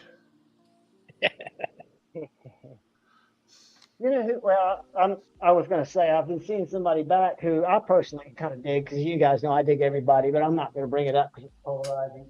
YouTuber. But can y'all see that? That's my Stevie getting force-fed a pickle by the cat. I love that Hank. That's a great one. It's classic. And then he made me, and these turned out good. I just sent him a shitty logo I did on Canva, and that's like my Chavez, and he did that one in 2 colors for me. And I've got different logos that I need to send him now because this one he tried, but I should have known that I've got too much gray to get that one to work. If you look at the sticker, which I've got the sticker, but I haven't. This is the one I want to send him for a Hank because that's kind of become the channel logo. I don't know why. I don't know what the deal with the cats is. It's kind of a weird deal. But then I've got the pink mushroom Hank. This was a classic I saw from Stevie. And then Forrest made me this one out of tie-dye with the meth cat. It's a full size. And then before I knew Forrest, I got a lot of these gear hanks on Etsy and finishing stitches and stuff like that, but I rarely use those guys. 1 Minute Knife Review says cats generate clicks. Well, and you know what? I share a lot of cat videos because I find them fascinating. Especially, I saw a video. I found out that once you click on kind of a gruesome video, there's this like page called something to death or something last minutes images of death or whatever. And it's people that are influencers or fucking crazy people jumping off. Like this one guy's trying to ollie. And his friends are filming him. He's on top of a cliff and he's ollieing off a little rock ledge that's this high and comes down to a little ledge and he's just trying to ollie off of it. And he fucking goes over the cliff, you know, and they film him falling literally. And once you watch one of those videos, you get served some tasty real breaker-uppers, as I call them. So I'm watching it yesterday, and my mom, I was telling her about it. She's seen it on Facebook. I never go on Facebook. But it's this fucking 4K awesome photography. It must be like a major nature camera crew, but it's this rainforest photo of this jaguar. Do jaguars have a lot of spots, or are they black? Leopard or cheetah, because it had a lot of spots. And it's jumping through the air like a little cat does. Full on, right? Like coming out of a tree. I think cheetahs live in the plains. Drops like 20 feet and hits the fucking water where a bunch of lily pads are. And you're thinking, well, that's a brave cat. Motherfucker comes up with an alligator bigger than him by the throat, and he's shaking it. And, you know, the alligator is in the water. And the cat, he thinks about to drown. And then by the end of the video, the cat pops his head up, and he's never let go of the alligator. That's a dinosaur. But he's got him right at the neck. And I think of, you know, MMA submission people and just choked him out. And then dragged him off and ate his ass. But think how ballsy you've got to be up in a tree and see a lizard that's bigger than you and say, I think I want to eat that. I would think that there's something else in the rainforest that I could gobble up. I would be that skinny cheetah. I'd be that 120-pound cheetah that got picked on by all the other ones. So it's got to be a crocodile. Yeah, it's a croc. You're right. Because they're more dangerous. Well, right? It's not just because of that, because of the location. So we got to figure, you know, you got to think. Brazil. So, I think it's Brazil area. Like alligators are North American, I think only. I think you're right. Is there another alligator somewhere else? Everywhere else, I think it's fucking different kinds of crocodiles and shit. And then also you got to think where a big spotted cat will live. The two of them together, that's not a zoo. And like I said, you can tell it's rainforesty looking, and when it jumps down, the water is like it's not where you see alligators, which are swampy areas like in Louisiana, which we're talking about. So it's not an alligator. These are just lily pads. A weird little terrain. But when I clicked on that, it's a terrible or bad day to die. It's something like that. And if you follow it, which I did, because you don't see the actual gore, but like you see this one guy, this Chinese dude, and he's trying to take a selfie by some train tracks. And you see the train coming up behind him. And his buddy's like, hey, they're too close to the tracks. And the guy's like smiling, maybe on a live stream. And the next thing you see is just poof, his camera just flying. All right, so we got some comments over here. I'm pretty sure big cats in Florida do not have spots. They are just panthers. There are black panthers in the tan color. You get Florida panther no spots. But can't you get black ones down there? I don't know for sure. Let's go Florida panther. I think they're the same, but I don't know if they live in Florida. Well, I lived in Florida. I'm pretty sure the Florida panther only comes in that tanny color, has like the little black around the eyes. So no spotty cats in Florida, or at least the panther ones. Now there might be like bobcats. There's actually a Florida Panthers football team, and I give a shit. So it's not pulling up. Let's go animal. Yeah, the spotty one. It's got to be the rainforest somewhere. No, these are cougars like the jaguar and puma type thing with a caiman. You're exactly right. And they say that these don't come as far as North Alabama where I live, but up on Montesano Mountain where I have friends and they post, and that neighbor. Yeah, that's I think that's the only ones you get in Florida.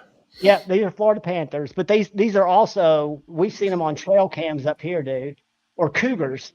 I don't know if it's like a cougar's mountain the same lion, thing right? as a panther. Smaller though. So if we Our go mountain cougar, lions over here are like twice that size. right? Bullshit. If I go cougar, They're big as fuck. Scared the shit out of me when I drove by one. now I know we've got Almost bobcat. wrecked my car Those are a in lot Oregon. smaller. So this is what we've got in the trails around here. Now those are y'all's, the large species, the pumas. Demon Hawks down here. Florida Panthers are a hockey team, not a football team. I Fucking don't know. sports. I don't watch sports anymore. When I got sober and went to Carolina. Is it Carolina that has the Panther football team? Someone has a football team with the Panther. I don't remember who the fuck it is. I don't fucking Jacksonville? Yeah, I don't know. Urban That's Woods the Jaguars. Steve, The Jaguars. I Jacksonville. hope you win tonight. Yeah. I don't think there's Jaguars in Florida though. Daddy, that was an unappreciated knife by me until I rediscovered it. And it's weird just getting them, when you get too many knives, it's a bad thing. Kyle says, I've got cougars in my area, or so the advertisement says. Have y'all seen remember Cougar Kyle's video? The guy that was on for so long after Zach and Ben left. Terrifying, man. Very terrifying. But I follow him on Instagram, and I don't know if y'all follow his life, but he's one of these extreme. It's like a triathlon, but they do it in the desert, like running up mountains, swimming in big lakes, and biking and just really crazy fucking shit, and they're like long races because he documents it. And these trails look eerily like the trail that he was walking on when that cougar came after him. To me, I would never go back out in the woods without a machine gun. I mean, that was terrifying to watch. But he just had his second baby last week. He seems like, because I met him at Blade Show. He worked the Wii booth. And I know when you're working a booth, I've worked big shows, and it's really tough to keep a positive attitude, but you try to. But you could tell he's genuinely a nice guy, and he's genuinely interested about stuff. But that's the example of when a video, as scary as that was, goes viral, how it can impact your life in a big way. Because he was on the Today Show 2 days later. And you know what that does for views. Did y'all watch Tri-State and MC, either of you guys, tonight? Nope. You would have loved it, Pocket Metal. It would have. You would have been all over it. Why? I laughed. I'm just kidding because it was. I thought it was. What's his name? I forget what I joked that I trigger you. Wasn't it I don't want Neves? to trigger you. Huh? That was Wasn't like the it previous week, I think. Neves was last week. Tonight was Tri-State and Metal. Yeah, I would have not wanted to watch that at all. Yeah, you didn't have his voice change here. Hard pass. Hi, everybody. Yeah, in the link, the description, guys. This is the funniest YouTuber. Y'all need to all go follow him. And Cole's like, y'all really do, and it's cringy, but it's, he did a good job. Yeah, I'm good. Me too. I was just working. What was funny is the only super chat that came in during it was Ray at Everyday City Carry, and his just said interviewee application form and a $5 super chat.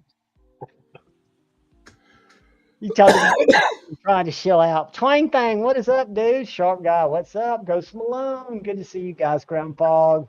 I've been blowing off Drizzle's channel member. I'm sorry, Judy, guys.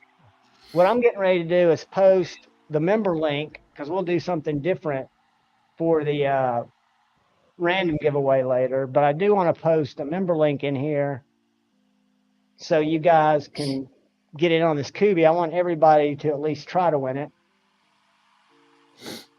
And let me show you something else. And this is my squirrel brain. I apologize. I'm going to get... Do you get copyright strikes for covers? I mean, you might. I don't. I don't worry about it. I'm not really trying to monetize, but watch this. Let's find this. because she shows up now. My buddy Ab, who comes in the chat from time to time, hooked me up with this guitar player. And I'm going to mute her because you really don't have to see her play. Trust me, she can shred. Somebody just came in. Hold on a second. What is going on? All right. Yeah. Kyle said we need to get Javon a shot collar. I'm going to make brother Jason Grant big, and y'all say hello to Jason Grant. Hi. Howdy. Jason, this is pocket metal in the top right, at least in my screen, and NG is on the right lower next to you. I think that's the way it is for everyone. Yeah, well, the other two dudes are West Coast guys too. They're super cool. Oh, nice. West Side. If y'all don't know about Jason, he's a knife designer, well, he's a tattoo artist, over 30 years, does amazing work. And he designed the gripper, the Grant gripper, and the this knife right here. And the Is Grant, that 5.56 in epoxy? Yeah. That's badass. That's Thank badass. Dude. Yeah. and the reason he's Brass Brigade, he might want to say that. I don't care if he says it. He's also a tactical pew pew master, like a ninja, a pew pew ninja. You're like Competitive shooter. right? Competitive shooting. Exactly. Yeah. Yeah, that. That's But he awesome. now makes knives. He started making these little J-cals, as he calls them, and he makes other custom knives. And he does some, I would call it OEM work, Jason. Yeah, that's what the gripper is, this guy. And then I got the little tripper too. This is the one I have out right now. Yeah, and this one, guys, just in case you're curious, this is a little Tanto that Jason's holding up, the black one. What's that, Brigade Black? Yeah, just it's just PVD, tumbled PVD, but it's And still mine's pretty dark. stonewashed acid wash tie, because I've got the gray one holding up. Yeah, I call it Doomsday Gray. Doomsday Gray. So these are S35 VN or 20 CV, I forget. Fuck, I forget too. It's one or the other, but they're made by Best Tech. I think it's on my website. Yeah, it probably is. I'm just an idiot. Yeah, it was going to But be they're- one of them, and then they couldn't get that steel at the time, so I went with the other, but I forgot, dude. I don't fucking know. It doesn't matter because they cut good. They deploy with the front flipper or a little low profile flipper, which I've got to get my fingers on the clip. And then it's got a little coffin hole for the deployment hole. And this is about the size of that little Axon Mini, or the size of a Nimble. It's a good size knife for me. It's got a good trail. Nimble size, yeah, for sure. But the trick is, if you go to Jason's website, these are going to cost you more than if you just send Jason a DM and ask him which ones he's got in stock or what your preference is. And he's letting these go right now for, if I'm not mistaken, if you're still doing it, for $200. Yeah, $200 shipped, yeah. And look at that deployment hole. Can you tell what it is? Coffin hole. Yeah, it's a little coffin hole, like in the handles of the J-Cals. Very cool shit. But go ahead, buddy. Show us what you've been doing. Well, today I worked on this guy. Look at, I don't do a lot of satin finish knives because I prefer, like, you know what I mean, like more of the battle worn kind of battle worn knives. But I did do this hand satin little banger today. Dude, that's so thin. Oh, it's very thin. I haven't sharpened it yet, so I still want to hit it one more time, get that final bevel on it before I do the actual, what is that, primary bevel? I don't fucking know. That's what's so funny about you, is you don't have the necessary terminology, but you don't need it. And I hope when I sent that text, you knew what I meant by that, that I hope you realize that you're not behind, that what you've done in a year takes people 4 times that long. Yeah, I don't know what half the stuff I do is called or what. I just figured it out. So I haven't sharpened it yet. This is just off the belt grinder, and it, you know, and that's, I haven't sharpened it yet. So Why'd you put the hole in there? Did somebody want that? Just curious. that is for when I make my Kydex sheath. Oh, that's right. That's right. Yeah, the tension gets, you know, I do a little ball, so the Kydex get the retention is on that hole. So when you pull it out, you don't get the marred up bevels. Right. It's not scratching your satin because you've got, Correct. it's almost like a detent ball that doesn't move. Basically, yeah, basically it's like a little detent ball hole for the Kydex. But I always tell people, if you get a J-Cal, spend the extra money and just get like a leather slip made it, you know, Lancelot leather or something like that, you know? That's what I've got to do. Especially if it's like a satin blade knife. Because it just protects it better, with better retention, and it'll make it last longer. Yeah. Maybe something I learned that I didn't know up until recently, and I haven't changed my behavior, but you're not necessarily supposed to store your fixed blades in sheaths. And I have like 60 that I store in sheaths. Dude, that's sick. Yeah, this is a little one I made last week. That is a Slurpee saver. Yeah, he's a wicked one right here. Is it sharp on top too? No, I just did a like little swedges. I could sharpen it, but I just feel like with how acute that point is, if I sharpened it on both sides, it would just be too thin up here, you know? Yeah, I mean, it, like I say, it looks very effective. This one, the edge thickness, like, well, what will be the thickness behind the edge from the sharpening choil to about right there, about 80% up, 85% up. It's super thin behind the edge. Like it basically comes down to zero right now. But as you get toward the tip, it'll be about 15, 16 thousandths. And I do that on purpose. So you could, you know, jam it into shit without breaking it. I think, and then you still have the box cutter action back here on the belly of the blade, you know? for EDC use, I think the thinner little blades are fantastic because they have multiple purposes, right? It's great to have a beefy knife, and there's a place for that. But I know it takes more time to grind them that small, that thin. Well, but that's something that you can use so many different ways. Yeah, I'm learning with the J-Cals, especially the ones where I use the thicker blade stock. It definitely, they do cut better when I, you know, obviously take it down quite a bit thinner than I have been. That's what I've been doing lately, is just trying to get that perfect thickness down here, you know? Well, that's the process. It changes on Yeah. what you're using the knife for, really. Because we're not all cutting paper. You know, if you're cutting wood or something like that, I would think you'd want a thicker blade. Yeah, this would be like a good wood cutter.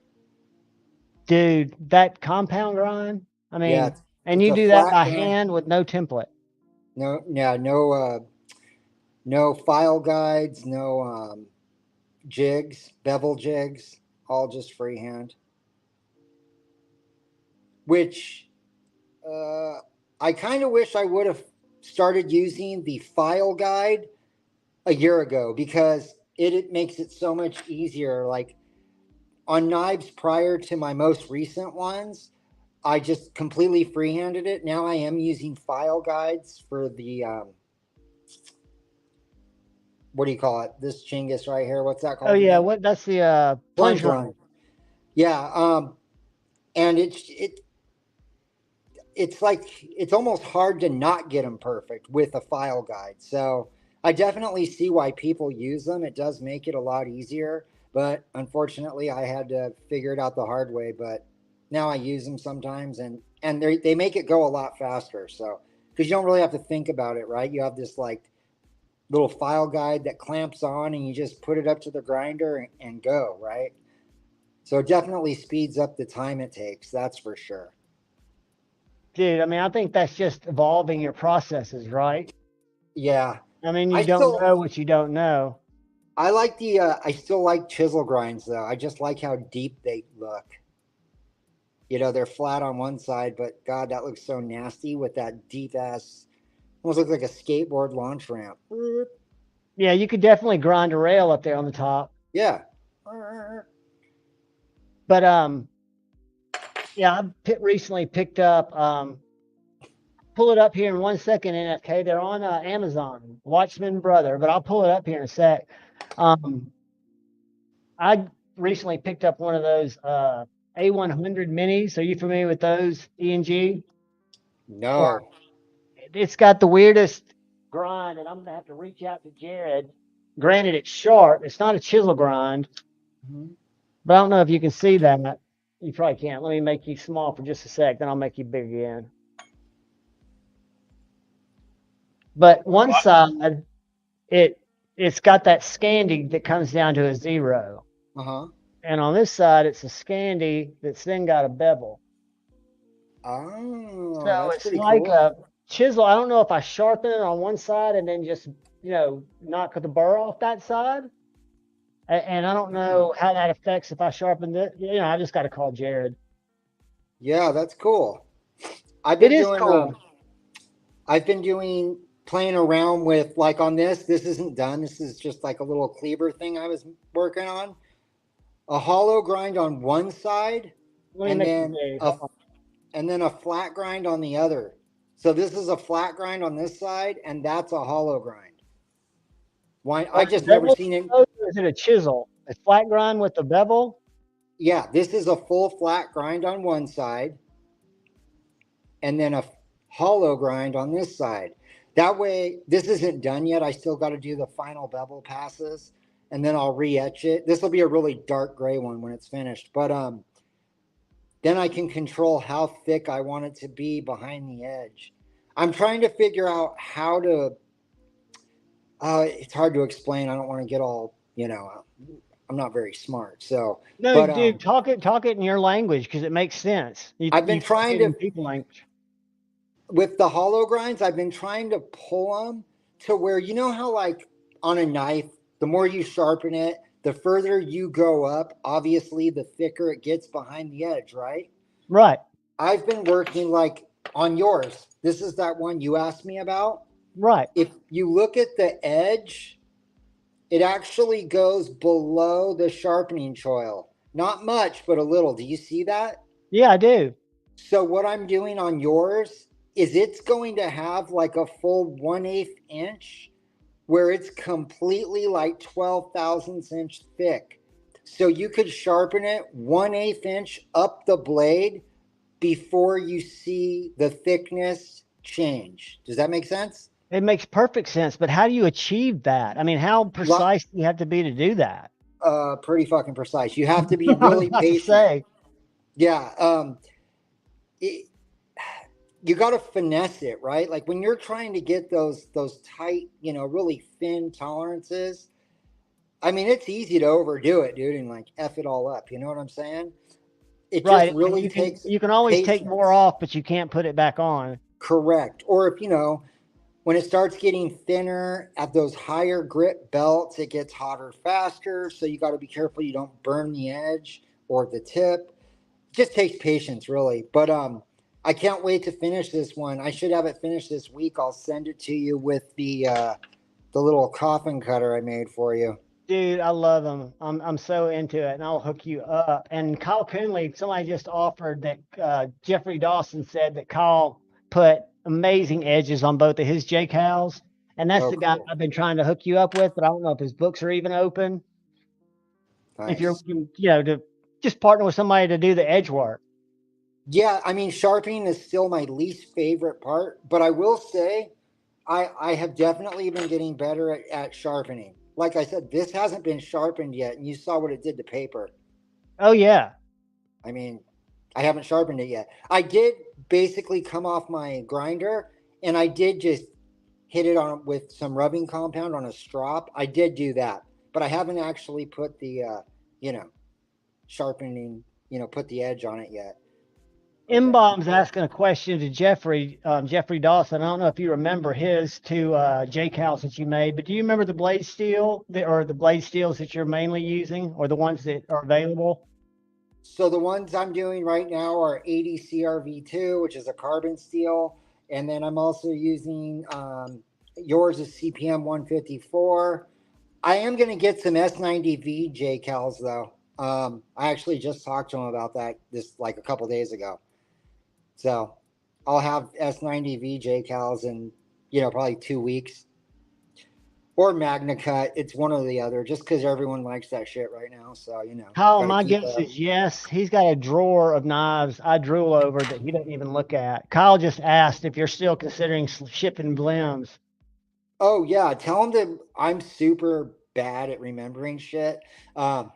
It's all right to message me multiple times, dude. I won't get mad, dude. So, because I'm super forgetful and ADD. Or just ask me for my phone number and you can just text me, That's how we communicate, dude. Yeah, We're both just text the same me. way. That's I the think best way. 80% of the people in this hobby are bad ADHD. I think we almost have to be.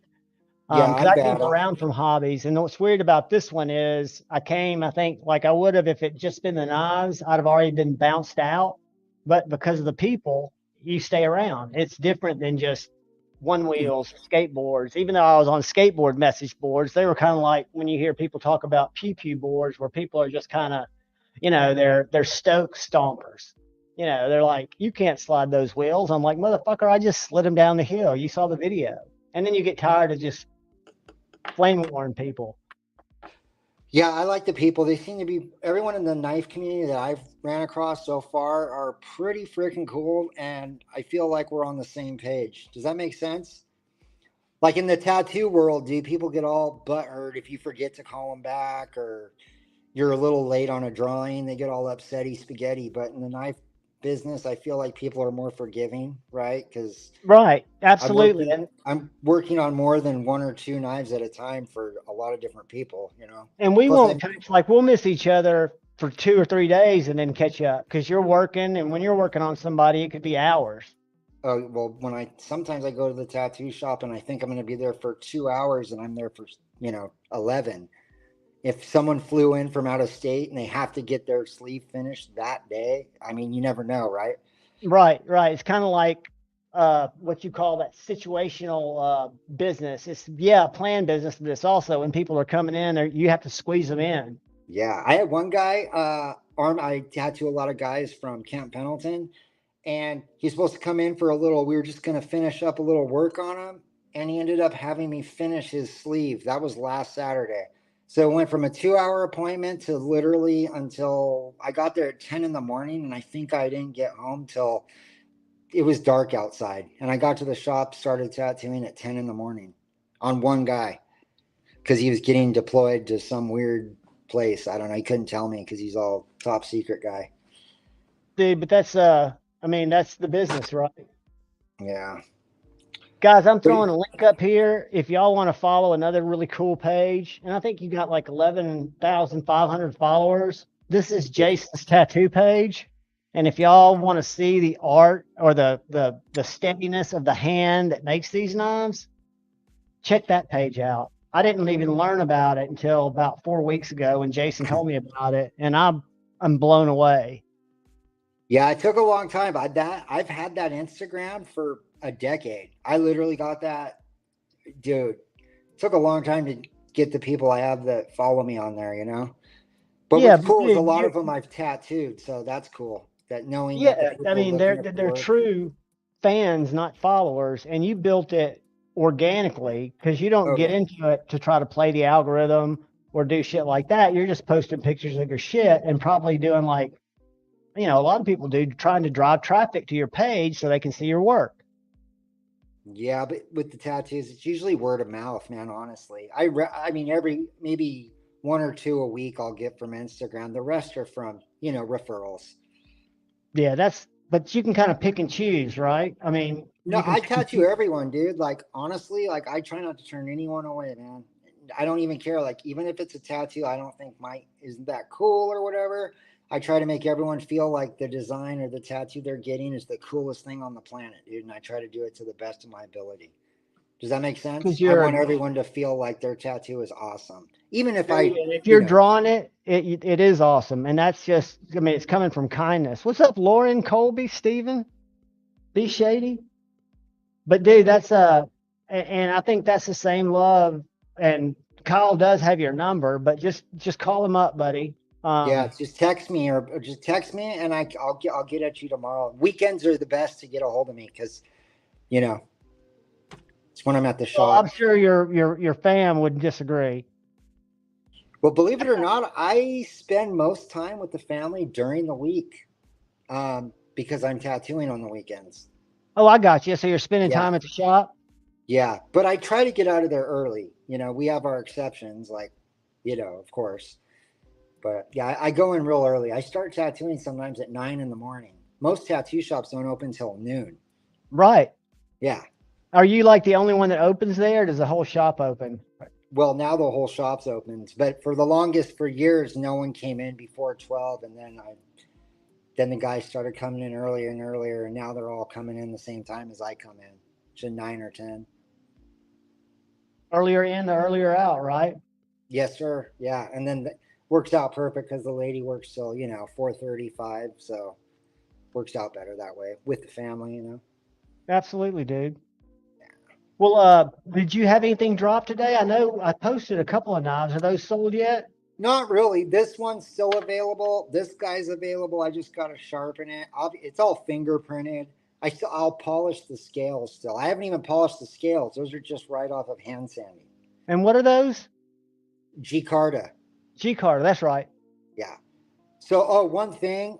My production knives are obviously OEM by BezTech, but my fixed blades, when I say they're all handmade and built in the USA, I mean down to like the G10 pins I use everything's USA made, even the screws and my grinders. All my machines are USA made. Everything I use to make these, literally down to the fucking sandpaper, dude.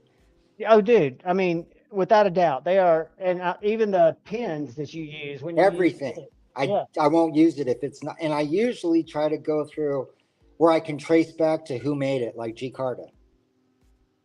That's just strong, dude. I mean, you're doing it right. And what I'm amazed by is how fast you progress in just a year. A year this month, yeah. Probably would have been faster if I had someone helping me, but I just figured it out on my own, you know?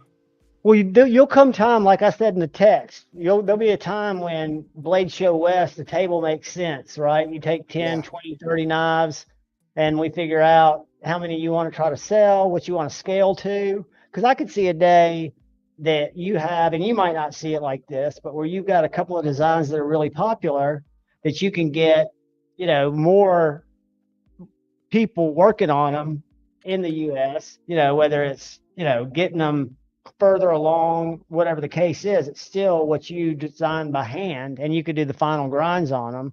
Yeah, that'd be cool. Have my kid. There's just a lot of ways I think that you can just really. I mean, not only are they great knives, they cut well.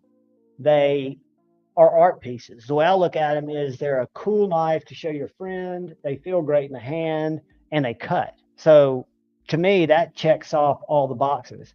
And this is from a guy who swore he'd never have a fixed blade and never have a slip joint. And like I said, if you guys watch my video tomorrow, it's 42 minutes, and it's me just doing a run through of my slip joint collection that started 3 months ago, maybe.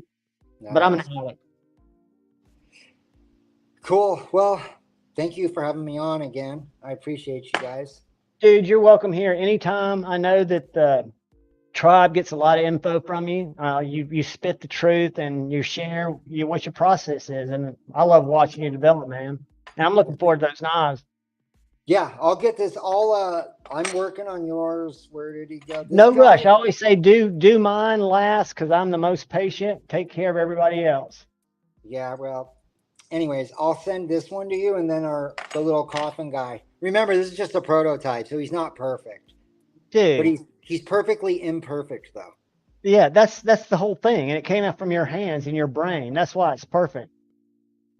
It doesn't have to have fit and finish to be perfect. Awesome, man. Have a good Well, thank night, you my guys. man. I appreciate you coming on. I appreciate you always because I know it takes time away from your fam, but no, you're always, always welcome. Hell yeah, man. Thank you guys so much. Have a great weekend and be safe.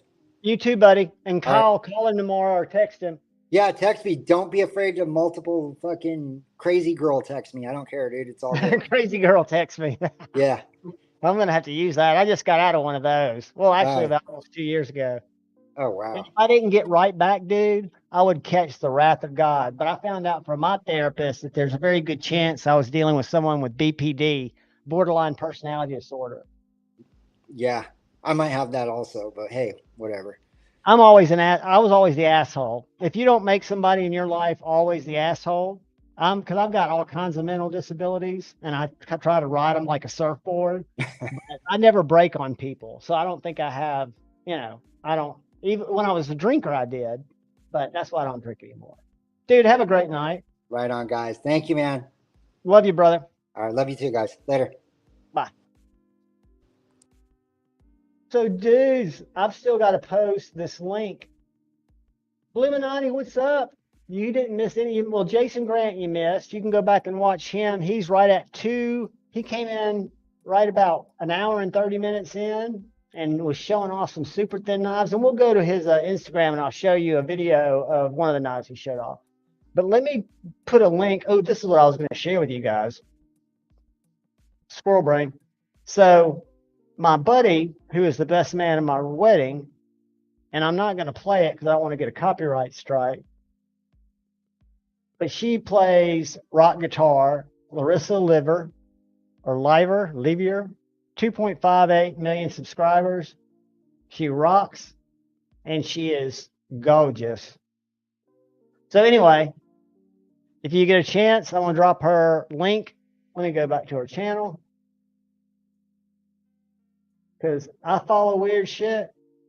And if you like music, Twang Thang, if you're still in here, do yourself a favor, trust a brother, and subscribe there. And I'm about to drop a link for all the members who have not, because I know y'all are slow, and I think I counted today. Let me find it. Let me find it.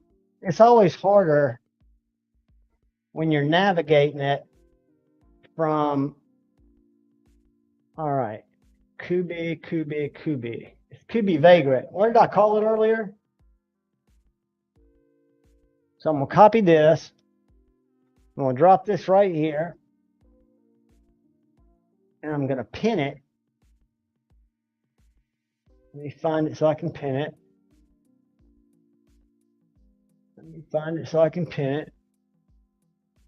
When I say let me find it, I'm looking at the other chat that's just now mad scrolling because I just opened it. Whoop, there it is. Nope, that's Jason's Instagram, his tattoo Instagram. Should have pinned that, but I didn't. Let me get to here it is. No, that's Larissa Silver. Or here it is.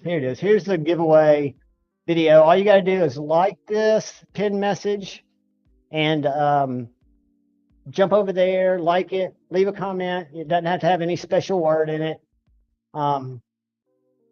And from that, we will do our giveaway. And you know what we haven't done yet? We haven't pulled for our Forrest Hanks giveaway. I was about to say, God, I didn't write down the winner. But while y'all do that, hold on a second. I'm getting it all jacked up. All right, so we have 62 people in here. I'm going to share this because you guys might not have been here. Brother Forrest did a giveaway. And all you have to put in the chat, if you haven't yet, we've got 43 entries, is Forrest Hanks. FORRESTHANKS. No caps, no hashtag. Drop that in the chat. I'm going to give it about 3 more minutes because I've had it up there and I forgot about it. I meant to draw because I've still got to draw for the flashlight and the little knife and the stickers. And I've got to draw for the member giveaway.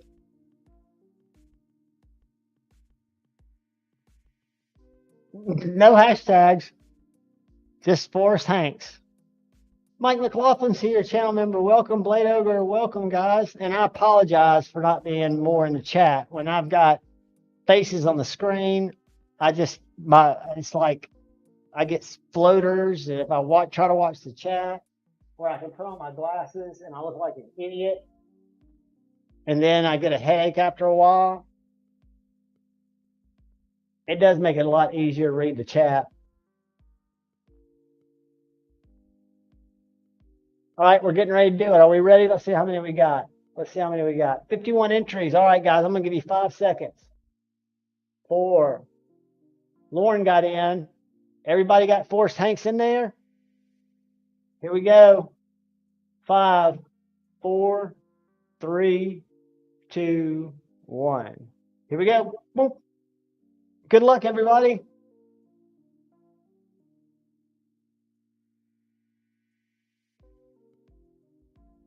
Neil McKenzie. All right, Neil, if you're not in here, since I forgot about it, I will track you down. Are you in here, brother? Is Brother Neil still in here? If not, we will find him, because I'll let it sit back there. And a lot of people had to bounce. But what I'm going to do is, if Neil's not in here, I'm just going to DM him Forrest DM, so he can reach out to Forrest and get the swag. Forrest giveaway. Neil McKenzie.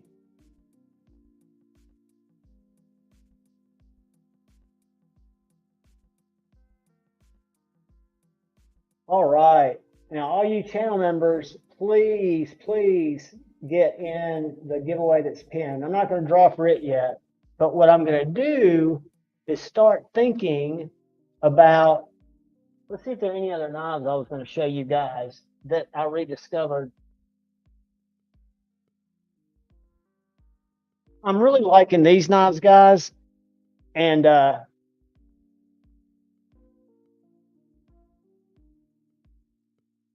this little Amsler mini hurricane razor, and this little Amsler standard. The standard is an S35VN, and you can put it in your pocket, or you can put it in your shirt, or you can wear it with a neck chain that it comes with. And the little mini is an 80s DLC, and it's Magna Cut, but they're both the little Tanto razors. So for opening boxes, I mean, this is just a little banger razor knife. Amsler does free sharpening, but I found that they're very easy to sharpen just on a small stone. Josh, the Hurricanes are great, and they're on Etsy, and they're not that much. I mean, well, I think the small one was $140 with the paint, and I think this one is like $160. I got this on NAF sale. And that's something I have no affiliation with, but it's somewhere we ought to go in a second, because I always, and I'm not in the market right now, but that's where I found a lot of my most recent good knives. Knives that I wouldn't have normally bought, but that I did. All right, so we got Neil, and I've got to come up with something for, and for those of you who weren't here when Jason was here, I want to share this thin ass knife. Chris Hinkle has been a member for 3 months. Neil, you won Forrest giveaway that I forgot about. So I'm going to find real quick now Forrest Instagram, because I don't have his email. I do, but I don't think I have it here. Let me see if I can find it in my Gmail. But send him a DM that you won the giveaway.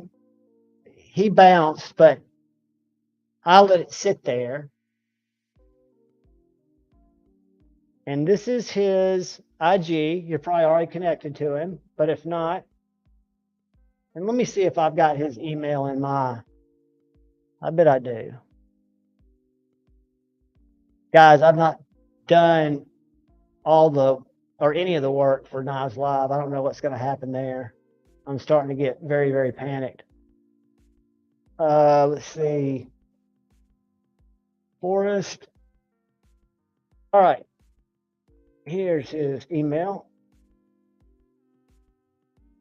Copy that. So you can either email him or you can DM him on IG. Most people, it's easier if you email them, only because I'm lazy. So what I do is I take the address from the email and I copy it and drop each line into Pirate Ship.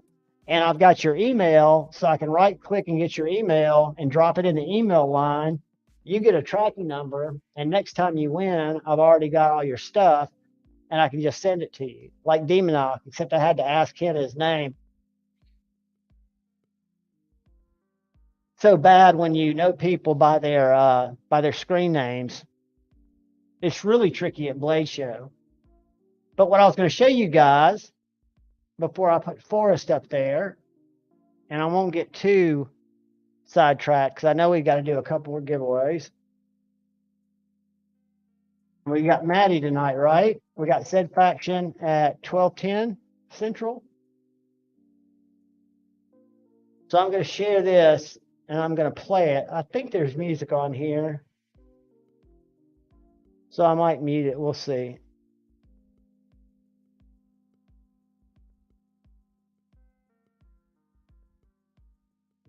Hand sanded G-Cardis scales. Just got to dial in the blade a little bit, put an edge on there. Look how thin that baby is, though. Haven't even put an edge on it yet. Without an edge. Gets a little bit thicker toward the tip. This bad boy right here will be available later. DM me if you're interested. Have a good weekend, guys. And guys, Jason will. He Cause you can't walk, you don't stop. Cause you can't walk, you don't stop. Or when you can't walk, you don't stop.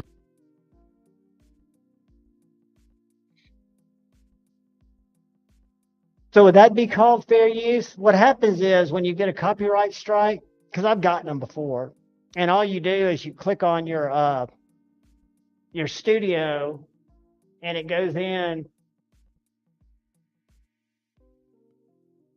Dude, I misspell my name.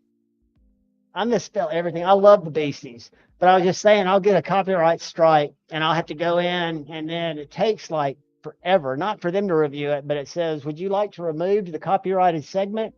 And you click a button and it goes in there and automatically finds what was claimed. You can either let the revenue go to the person who had the copyright, or you can clip the segment. I usually clip the segment because I want that 30 cents over the next 6 months. But yeah, if you guys get a chance, I don't know if you've seen my buddy A to Z EDC, but he plays in a band called the Beastie Boys. He's a percussionist. And we're going to go to, don't let me get too sidetracked, but I'm going to go to YouTube and try to find them. And I mean, they play music halls here.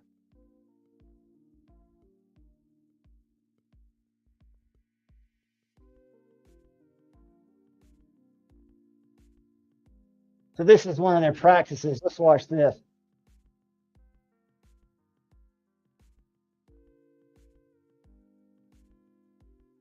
This is my buddy A to Z.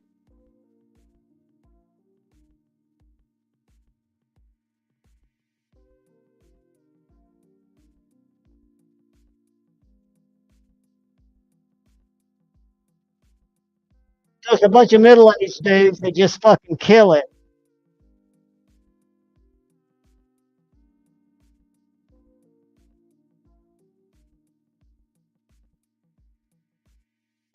So y'all go find the Beastie Boys, check them out. They are a great cover band, and they're a blast to go see. And A to Z EDC is a percussionist. I don't know why he was holding on to a guitar there. All right, let's close Forrest out, and let's do this. We're going to just do the general giveaway, and then all the members, there's a pinned comment, or there should be. Let's see if it's still there. That is, I think that's the member giveaway knife. Let me make sure.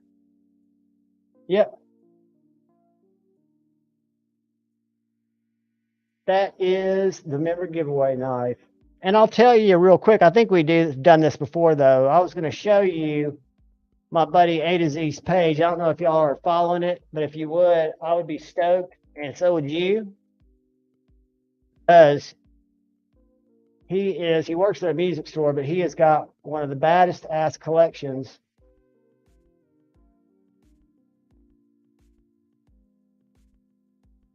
He's got some fire. But those are Super Steel Steve kitchen knives that are amazing, he says.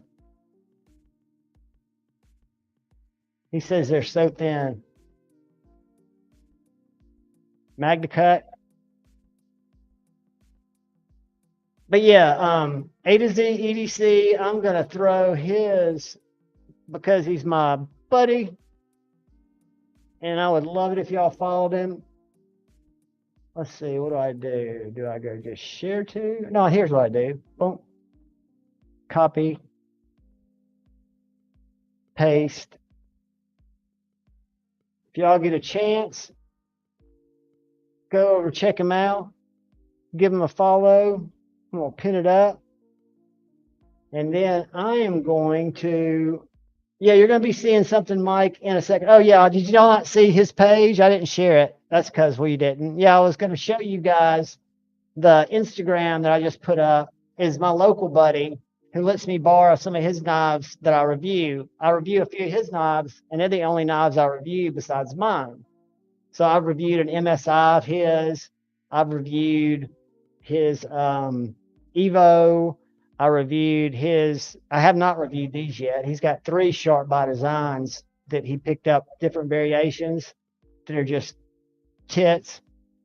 And he's got just cool knives. I mean, if that's what we all follow, right? Knife content. I reviewed that. I was not impressed. I have not reviewed that, but that's an awesome knife. And I was never a fan until I handled his. A Lamic. But yeah, he's got some cool shit. He really does. It's a good follow. But enough of that nonsense. The link's there if y'all want to follow him. He posts quite a bit. And good dude. And what I'm going to do is I'm going to set up the non-member giveaway. And I'll show you again what we're going to be giving away. Let me get the comment collector up.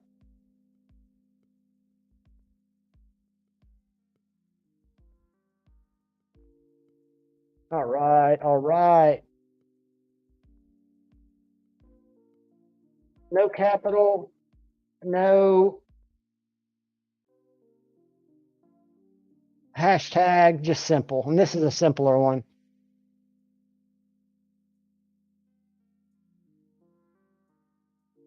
All right, guys. So TGIF is what we're putting in the comments.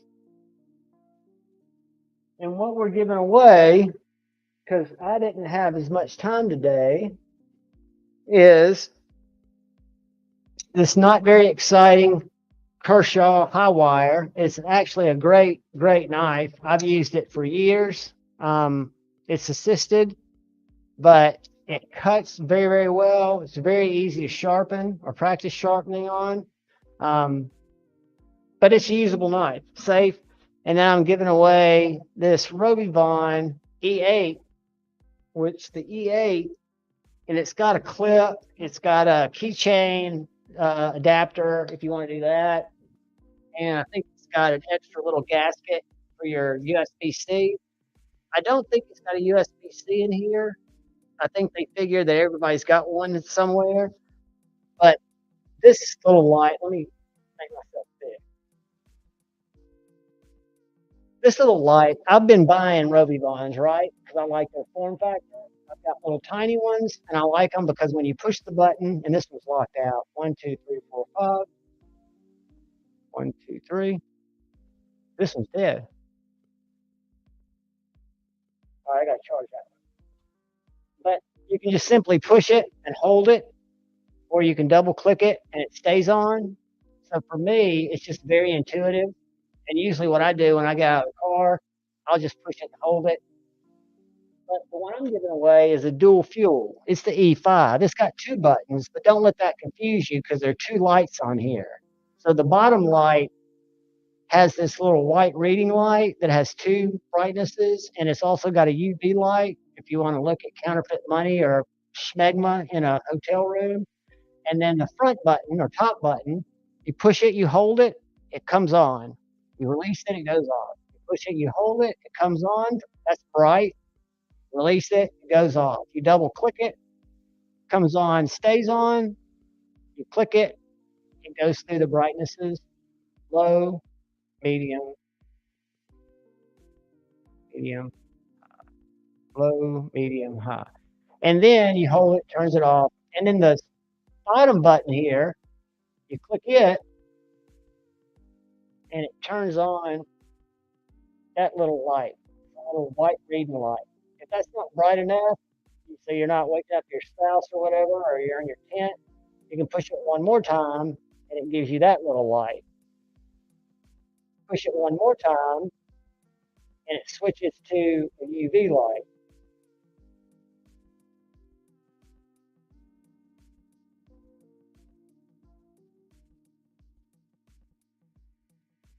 See that? I've got too much light here, but that is a UV light. So you've got 2 low lights for just reading, and then a UV light for counterfeit money and scorpions and nasty shit in hotel rooms. But it's a dual fuel, which means you can carry an extra AA battery in it and in your pack, but you don't need it because it's got a built-in battery. So without the AA in it, I can just close it up like that, keep it charged, and use it. But if I've got a AA battery, it's got a gasket here because it's waterproof, but you can drop that in, button up, close it, and then you've got your ion battery, and when it gets depleted, it'll kick it over to the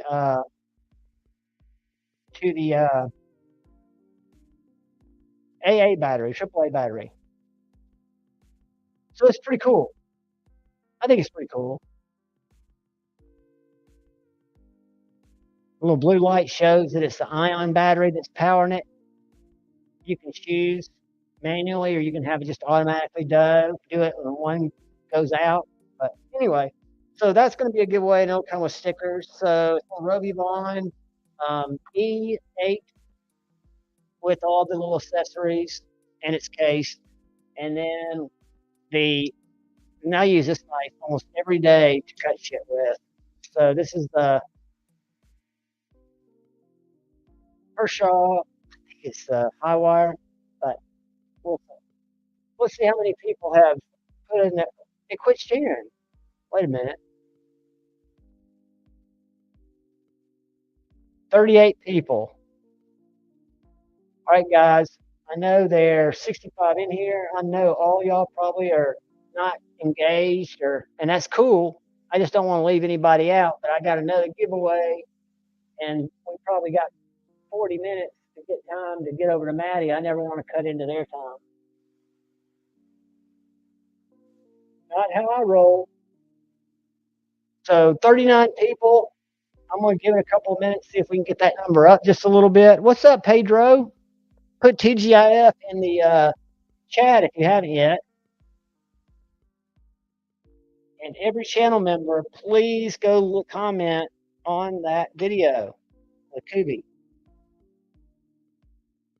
I would insert a tri-state joke here, but I'm not going to because I pick on him, and he knows that, and he picks on me. Like I said, he was my roommate Late Show 2 years ago. He and Kara, so I know them personally. But my humor sometimes comes off as me being an ass. So, Pedro, I'm glad to see you, buddy. Go, and there's a link pinned in the comments. You don't even have to be present to win that one. That's for the cootie. Just click on that video, like it, and leave a comment, and then go put TGIF in the chat with no hashtag, no capital. Dr. Prepper, what is up, G-Bizzle? I'm taking off these glasses, and I might miss your comment. But no, guys, I'm really smitten with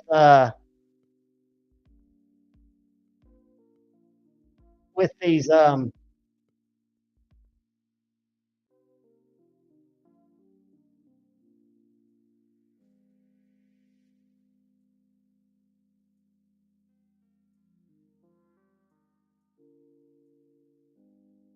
Rovivon lights. You can either just push it and get your light, or you can double click it and have it just come on. These titanium ones are sweet, and they're not super. I mean, they're expensive, but they're not crazy custom expensive. I mean, this light on Amazon was like $89. And somebody asked me something about Amazon. And I said I'd go there and look at it. What was that we were going to look at while we wait? Let's see how many people have entered. 50. All right, we've got more. So y'all go ahead and 51. I'm gonna let y'all go for a second to make sure you. Uh-oh, I might have just fucked up, guys. I just fucked the goat.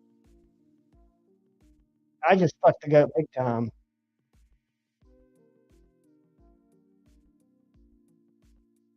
All right, 13 it picked up. So guys, what happened is I somehow closed it out and it only picked up the last 13. So all of you that put it in earlier, I hate to be an ass, but at least it wasn't a long word. I need everybody to TGIF again. Everyone who TGIF, you need to TGIF again, just like Greg Baroni did. And what were we going to look at on Amazon? So I said, we'll go look at it in a second. Somebody asked about something I got there. I don't remember what it was.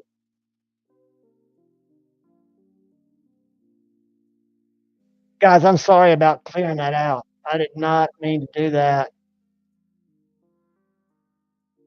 Ah, it's not supposed to do that. It did it again. Hold on, guys. When I refresh it, it's supposed to tell me something's going on with this tool. So I'm supposed to be able to refresh it, and my comments, 35 entries. Guys, I've got it to exclude extra entries. Throw it in there. I don't want anybody to be left out. I don't know which 35 of you are in there, and it looks like it's counting in real time. Somebody drop a TGIF in there, and let's see if it, there, okay, it still counts. So I'm just going to let it count. I'm not going to refresh it. We had like 60 people in there, and now we only have 38. So I want everybody to have a chance to get back in there. Better safe than sorry. So put it in there, and it'll eliminate you if you have multiples, and I won't hold it against you. I'm trying to think what I was going to show. I want to say it was NFK 20, who I don't think she anymore, who asked to see something. Yeah, Ginger Fisher 75, channel member. I have it off the chain. I wasn't diagnosed until I was 46 years old. I used self-medication from the time, well, I was put on hyperactivity medicine when I was 2. That's what they called it back in the 1970s. He has hyperactivity disorder. And I took medicine. I don't know what it was, but my mom and dad said it just made it worse. So I ran for the rest of my life, came off that medicine instantly, and then ran the rest of my life self-medicating, whether it's alcohol, weed, and then it moved to this harder stuff. And then I just was kind of living in an alternate reality, but I was continuing to work. I was continuing to be quote unquote productive, but I was living a lie. And when I was going to marriage counseling, thank God that worked out and I got happily divorced. But it was my therapist that suggested I go to Alcohol Anonymous. And he didn't want me to go to Narconon. He felt like Alcoholics Anonymous would help me better. And I know why now. But anyway, if Arcanine's helped anybody, more power to you. But yeah, it is just when I went, we went to about 3 sessions, and what my ex used to always complain about, but was that I had ADHD because she always self-diagnosed me. I thought she was gaslighting me because you don't know if you have a mental disorder. Because I've always been like that, right? Um, and she said I didn't listen, shit like that. Basic ADHD shit. So they tested me for like 8 hours because I was going to a psychiatrist who was also a marriage counselor, and I had it off the chain. And I didn't get diagnosed until I was 46, so I was medicated and did cognitive therapy. But I'm at the point now where I've been on a medicine regimen for about 7.5 years, and I'm probably going to have to change it because it's I'm getting more scatterbrained. That's funny, Timmy. Let me check our comments. We're at 44, guys. We had more, but I don't know how many people we have in here. We have 65 people in here, 44 entries. I'm going to give it like 1 minute.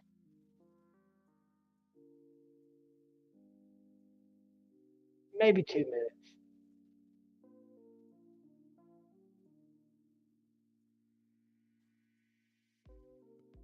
Anxiety is part of mine, Ginger Fisher. It was actually panic disorder, which is anxiety is what I try to treat so it doesn't become panic disorder.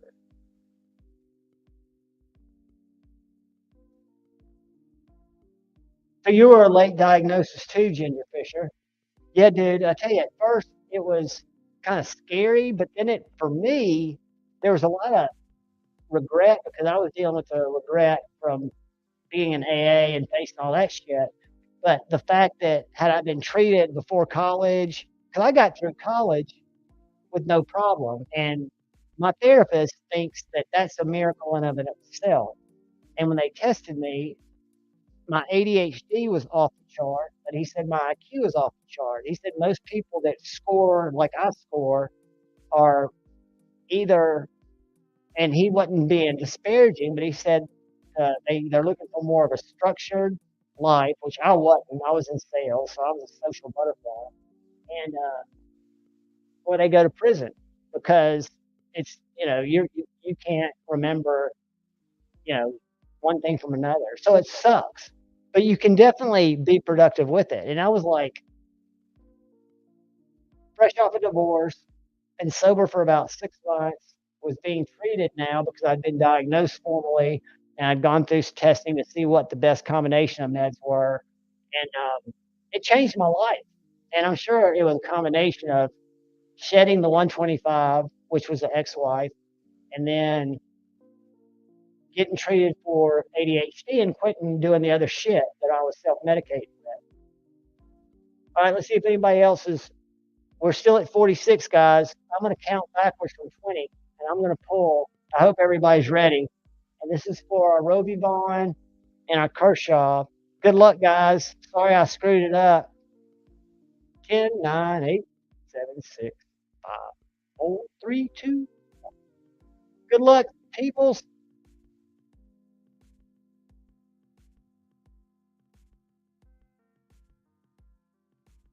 Brother, ground fog.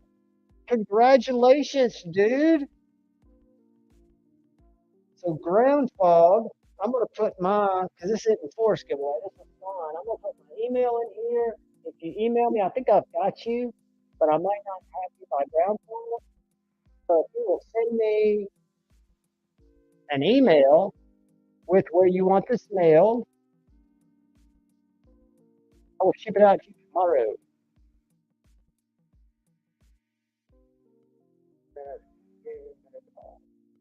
And we will say congratulations to Brother Groundfall. And he got Kershaw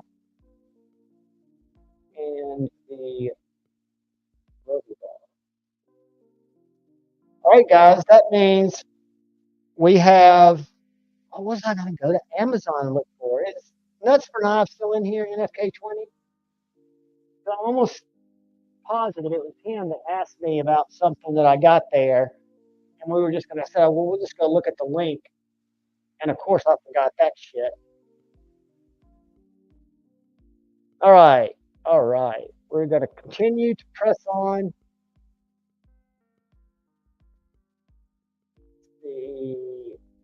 What else am I going to show you guys?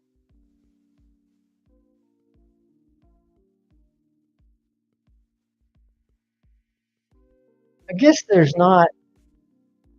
I showed you the Axon Fixie, which is really the only thing kind of new that I've been carrying.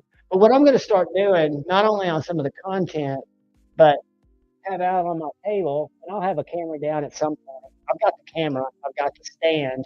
I just haven't rigged the camera and learned how to invite it to the string. And don't know because I wouldn't be able to handle the knobs where I've got it set up. I'd have to reach over my computer. It would just be like still. But I'm going to be pulling knobs out of the other boxes because I'm rediscovering them too. It's cool. I'm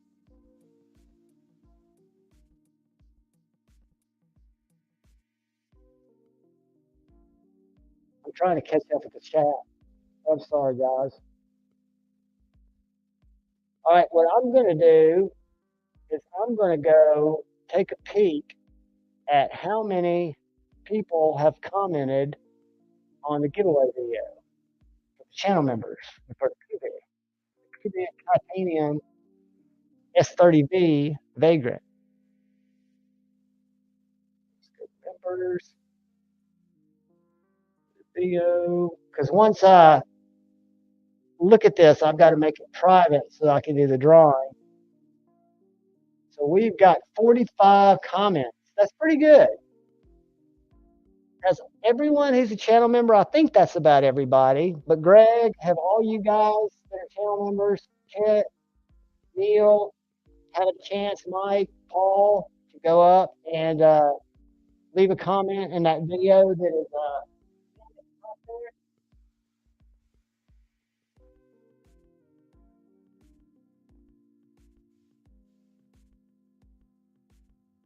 You're welcome, Ground Fog. This is a knife. This is actually the last Kubi I held on to. I gave away, and not because I didn't love them, but I gave away all my G10 Kubis. And then this one was my only premium Kubi, and I just love it. Loved it. Have loved it. I think it's a great knife. Done very well. No rattles, no lock stick, no wobble. Perfectly centered. Dead nuts. So I'm going to check a couple more times, see if we're still at 46, because this is where I'll refresh and I don't fuck everything up. Oops, I was doing it somewhere else. We're at 47. Awesome. Somebody else jumped in there. I'd love to see it get up to, I think we've got like 50, 45, 50 channel members. So we're close to everybody. I just don't ever want somebody, even if you win 4 times, because you're super lucky. I don't want you to think I feel guilty entering because I always win. Like I said when I first started doing this, and I know what I was going to say mean. I might come back and say it because it's just a joke, but it's kind of funny. But I think the karma drives the knife to the person who needs the knife, right? I don't know why I think that, but it's because it's random, and I feel like that's the way it works. But do y'all watch Tri-State? Everybody watches Tri-State, right? I don't know if y'all saw me flaming him in the comments Sunday. And I wasn't trying to flame him hard because I'm his moderator. And I consider him a best friend. He's a good guy. He's young. If he was my kid, I would have put him on restrictions more. But I do like him very much. But I was hardcore giving him a hard time because he did an unboxing of some knife that somebody donated to the channel. And he had a bunch of other knives that would come in for review because he and Kara get knives sent to him, right? And he says, awesome, a giveaway knife. And I thought, wow, Cole's going to do a giveaway on a Sunday. And he was like, that's just going to be another one for our 8,000 sub giveaway. I don't know if y'all noticed this, but I appreciate every quote unquote milestone, because for me, 0 was a milestone because I was doing what I liked and cataloging my collection. But I don't ever want to put out, I'm going to do a giveaway if you guys subscribe and I get this number. Because to me, I just want to give away a knife. As long as I've got knives that I can give away, I will make sure that each stream has that opportunity. Jim, he's funny. I like him. He's misunderstood a lot of ways, but and he's definitely, he doesn't make any, and I can respect people who don't hide the fact that they're looking for that internet clout, right?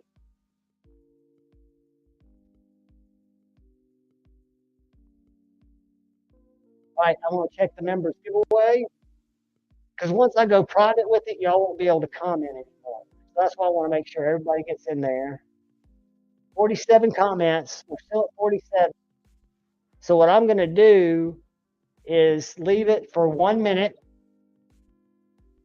and then I can't say anything, Bama, because you see me. I'm a mini mite too, but Cole does have more height and probably weighs less than me. He looks like a tall 12-year-old girl with the mustache.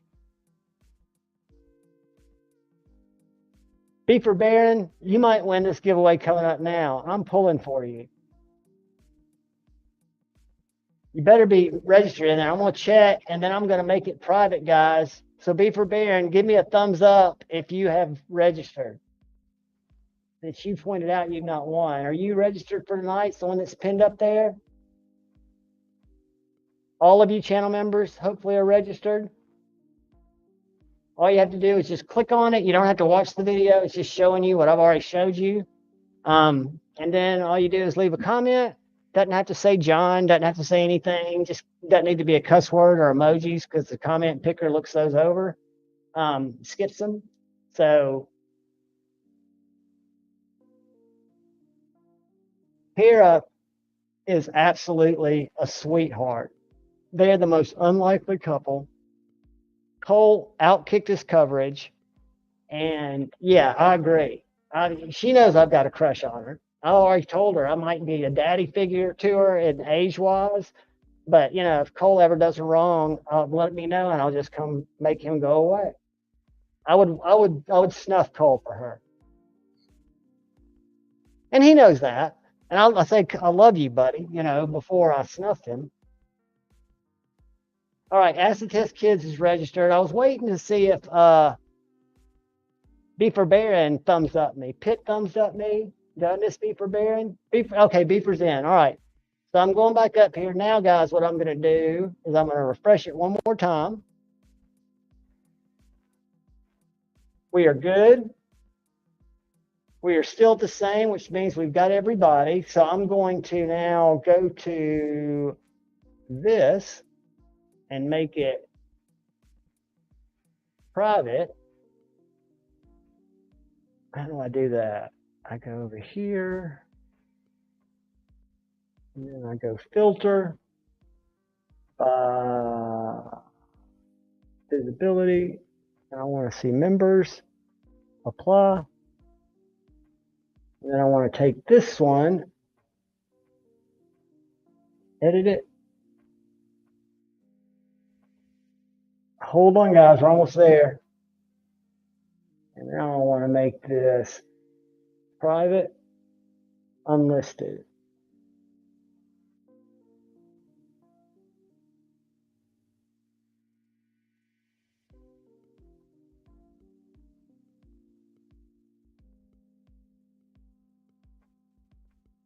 Let's see what this does. Now I need to go back into here. And I need to go here. I'm just talking to myself. I know that's probably annoying as all get out, listening to music and hear me talk to myself to try not to let there be dead air, which when I was in communications for a class that I did pass, but I made a C, I didn't excel. But dead air, they were telling us is not a bad thing, but it sure is uncomfortable. So if I go to videos now, And I have to go, how do I find my unlisted ones in here? Oh, I know. I go back here. I go back.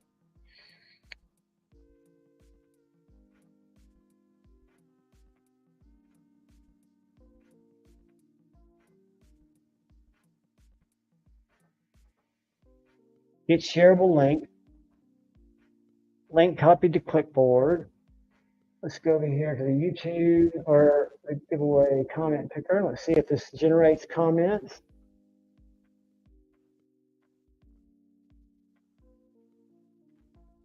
Bear with me, kids.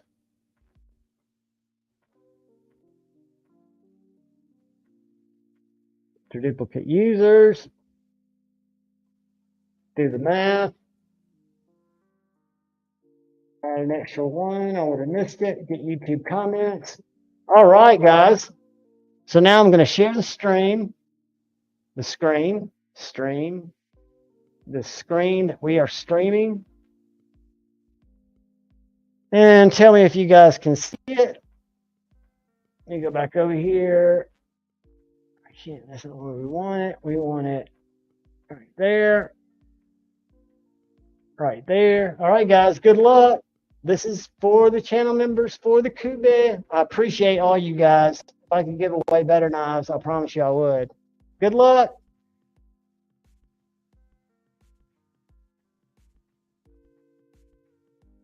The man, the myth, and the legend who came on here to do a giveaway, Brother Forrest, is our winner.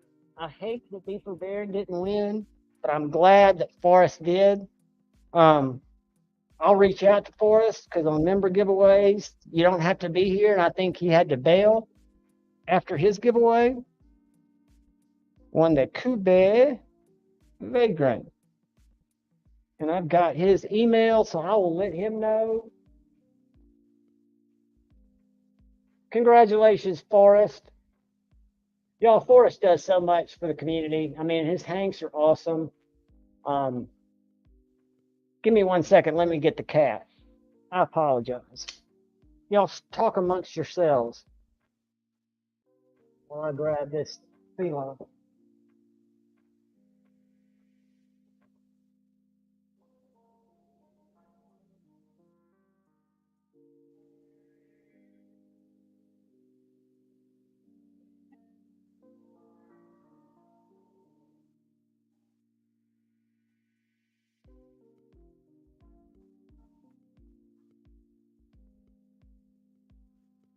The other content, I think I told you guys, I've been dealing with, wouldn't call it burnout necessarily, but lack of inspiration for different videos. I'm trying to come up with different ways to, you know, use my collection for content. And I've got a lot of content that I might have done a video on, but y'all haven't seen. But one that I'm getting ready to do, I did my top 5 fifth pocket carry knives under 115 bucks. And I had to use that weird number because I put the Devo Pony Stout in there. But I'm now going to do 5 that are over 150. And I've got some good ones, a little Spyderco, a little TRM, a couple of other surprises. And then I'm going to do the top 5, and these are all my subjective from my collection. So I always look for people in the comments to correct me. For example, if any of y'all watched my lock types, I left out the Snex lock. And I've got both versions of the fucking Snex lock.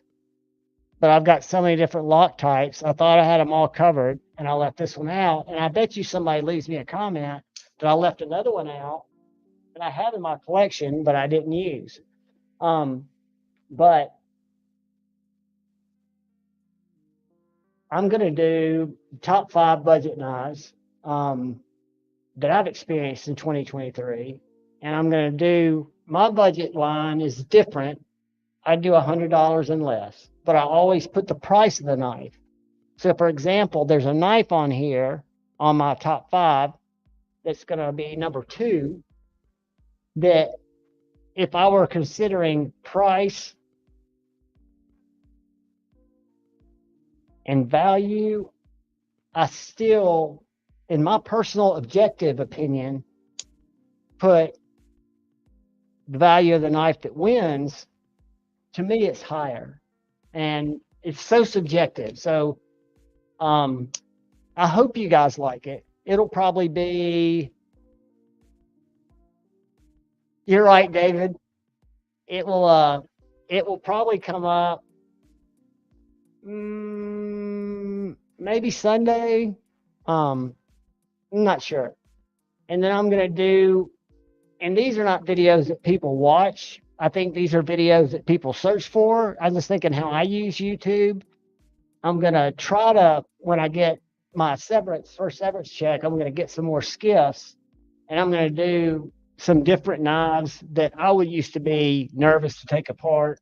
Some of my nimbles, a couple other knives, and just kind of show people how to do it. Because I used to watch, when I'd get ready to do maintenance on a knife, I'd go watch Zach, or I'd watch Nick Shabazz, or I'd watch people take it apart. And every time I'd run into a problem putting a knife back together, I could always find a video that if I would scroll to it, I could find it.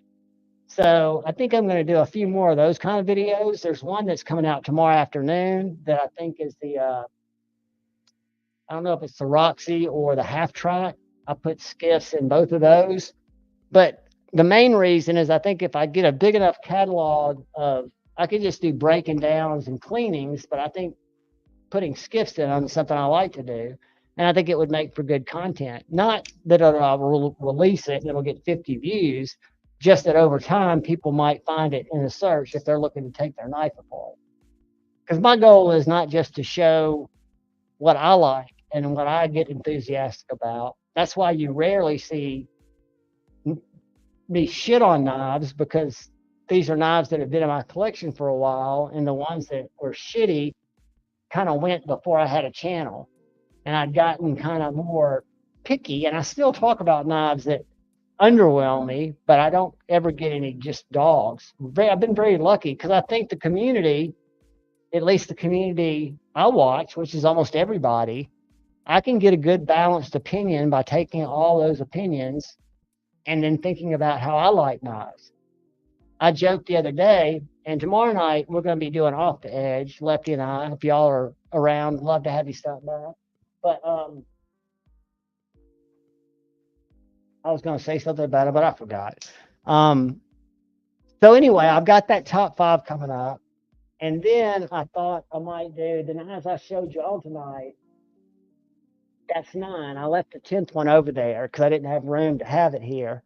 But I'm going to do a video, 10 knives that I forgot were great, or something like that. And that's something that I've got to do a lot better. And I should be better than anybody at it. I've got the knowledge to, because my business is SEO, digital marketing, making sure websites have the right keywords, making sure blog entries are keyword rich and trigger the right searches. And for those of you who don't know, YouTube is not a website. It's not even really considered a platform by Google. If you look at it statistically, it is the second largest search engine in the world. So there are more searches every day on YouTube: how to fix my washer, how to play Ramble On, how to clean my Chris Reeve Sabenza, you name it. But those are the searches that trigger more results on YouTube than Google or Yahoo and Bing together. So Google's the #1 search engine, YouTube, Yahoo, or Bing, Yahoo. And Bing and Yahoo are owned by the same company, which is kind of weird. So anyway, my point is I should be able to do better thumbnails, which I don't know how to do, and better titles. But I feel guilty about anything that's clickbaity.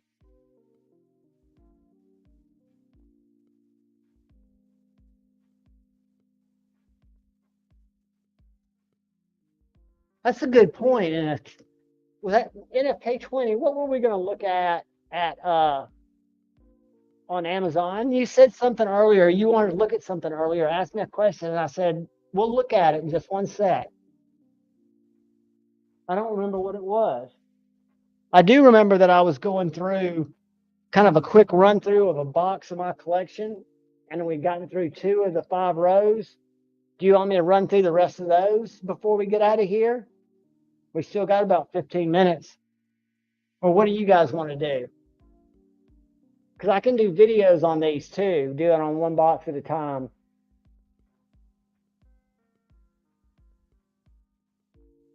I'm going to kill the music.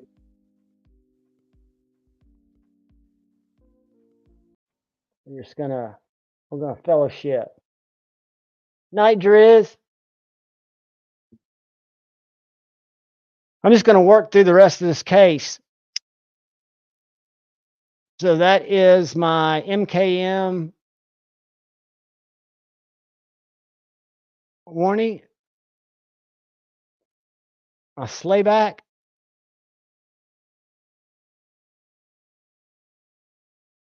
I need more fixies. I think we all do. And I did never think I would like a fixie. And then this is my Jason Grant tripper, which I got for $250. You guys can get it for $200 in either this gray or in the black. And then I have his big angry cousin, the gripper, fully blacked out. And then we come to my Urban EDC company that all of these knives need to be cleaned up. 5.5, F5.5.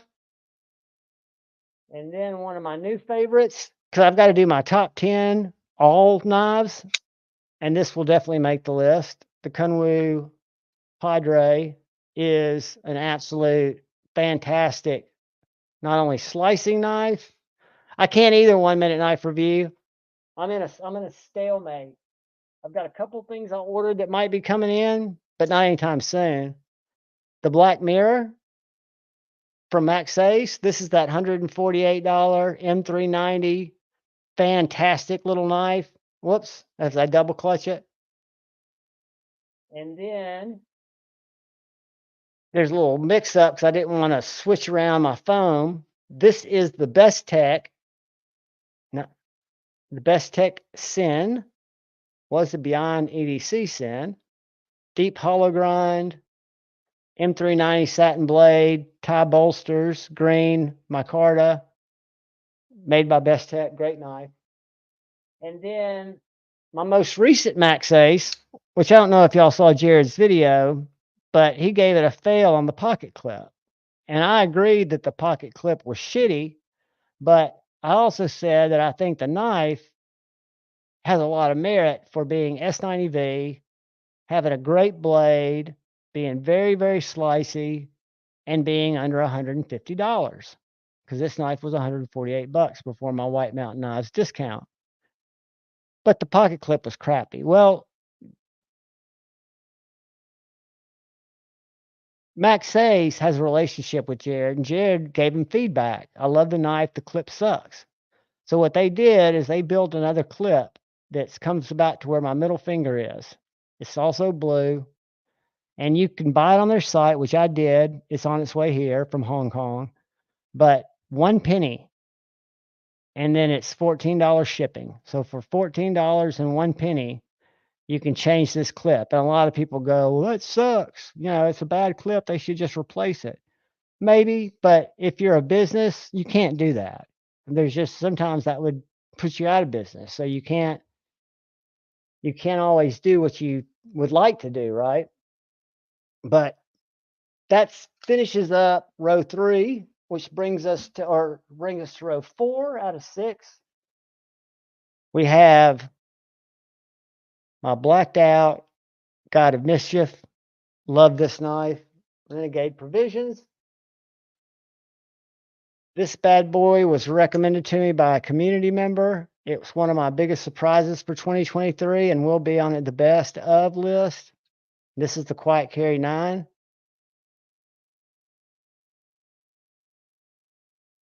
This will be on the top 10 list. This is the Deep Hollow Grind Null Knives Voodoo, carbon fiber, belt satin.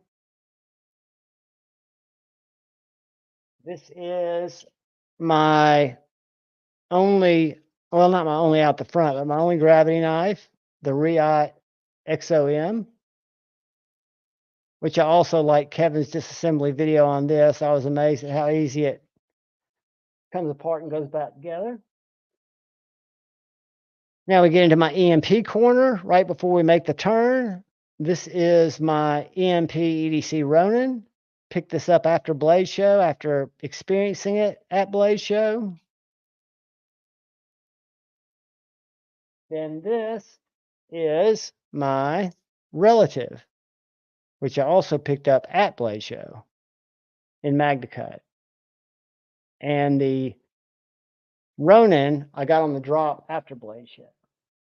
Then come to one of my favorites that's also riding on skiffs now.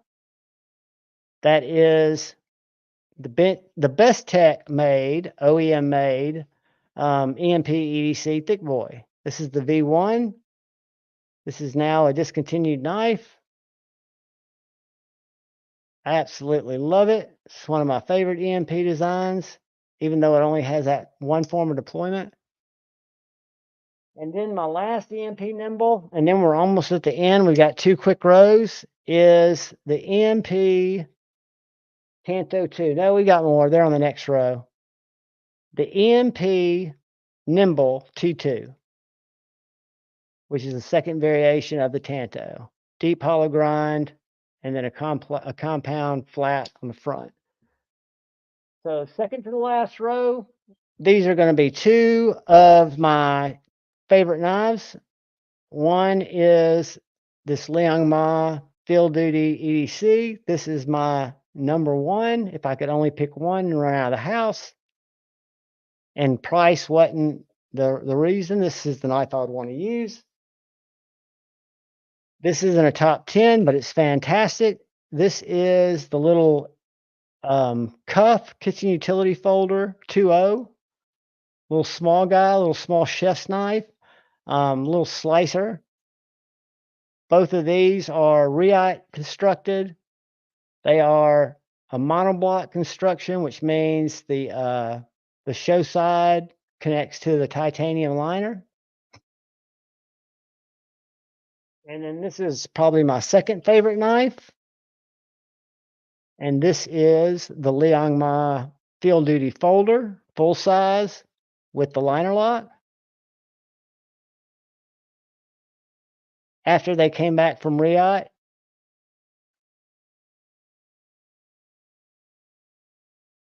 the only thing I wish about this knife was the hole was smaller, because even though the detent's dialed now, you can still get that hot dog down the hallway if you're not careful. Then we move on to the EMP Nimble X, the big nimble, followed closely behind the original OG nimble that I bought first. You can see the difference in a regular nimble, Nimble X. And then we come to Kunwu Corner, and then we are almost done. Then we're on the home stretch.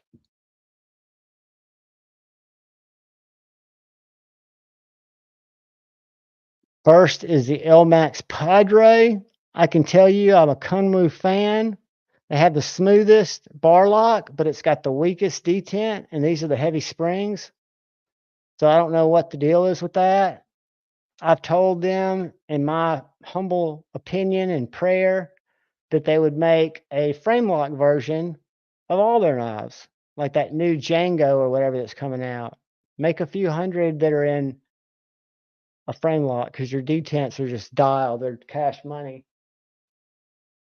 A great example of that is not only the Padre, but this is the Kunwu Tao X, which is the big Tao. It's a liner lock. Right next to it, our last fair and forge before we turn to the last row is the Tao X, which is the same knife, just has a liner lock instead of the flippers. So this has got very light detent. Very light detent. It works, but it'll also fail in a heartbeat. And then the regular Tao, big Tao, has a front flipper that works great, has this low profile rear flipper, and it's got exquisite detent.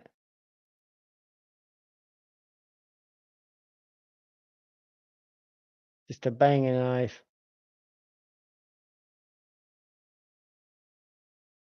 Moving on, we only have 6 more knives on this box, starting with the Brian Brown Jaeger. Black M390 hollow grind, titanium micarta, flipperless. One of my favorites. It led me with an aggressive sales price to pick up this Brian Brown Raptor, which is a clip point, drop point with a deep hollow grind, frame lock, a lot of belly. Got a full carbon fiber show side, titanium on the back.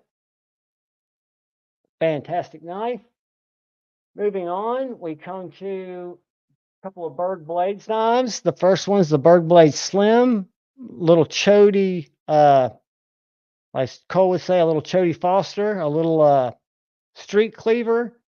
And this is manufactured by OEM for Berg Blades. It's got this really cool flower pattern carbon fiber on it.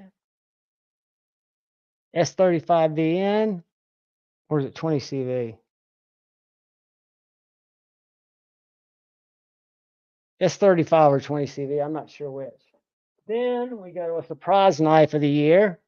I learned about from Lefty EDC, but I didn't learn from the words he said. I learned from the enthusiasm in his voice and the look in his eyes. But this is the Berg Blades Sweeney. And this is, to me, from a fidgety and a deployment and a drop-in closing, is night and day over our little Tucson, or our made Berg Slim. Great knife, micarta, concealed frame lock. Then we come to our folding Axon. I've shown you this a couple times tonight. Right now it's wearing micarta scales. It does have a set of the Topo white and black carbon fiber scales. I love this knife. That's why I was so stoked to try the fixed blade. And guys, this is the last of box number 1. And we're almost at quitting time.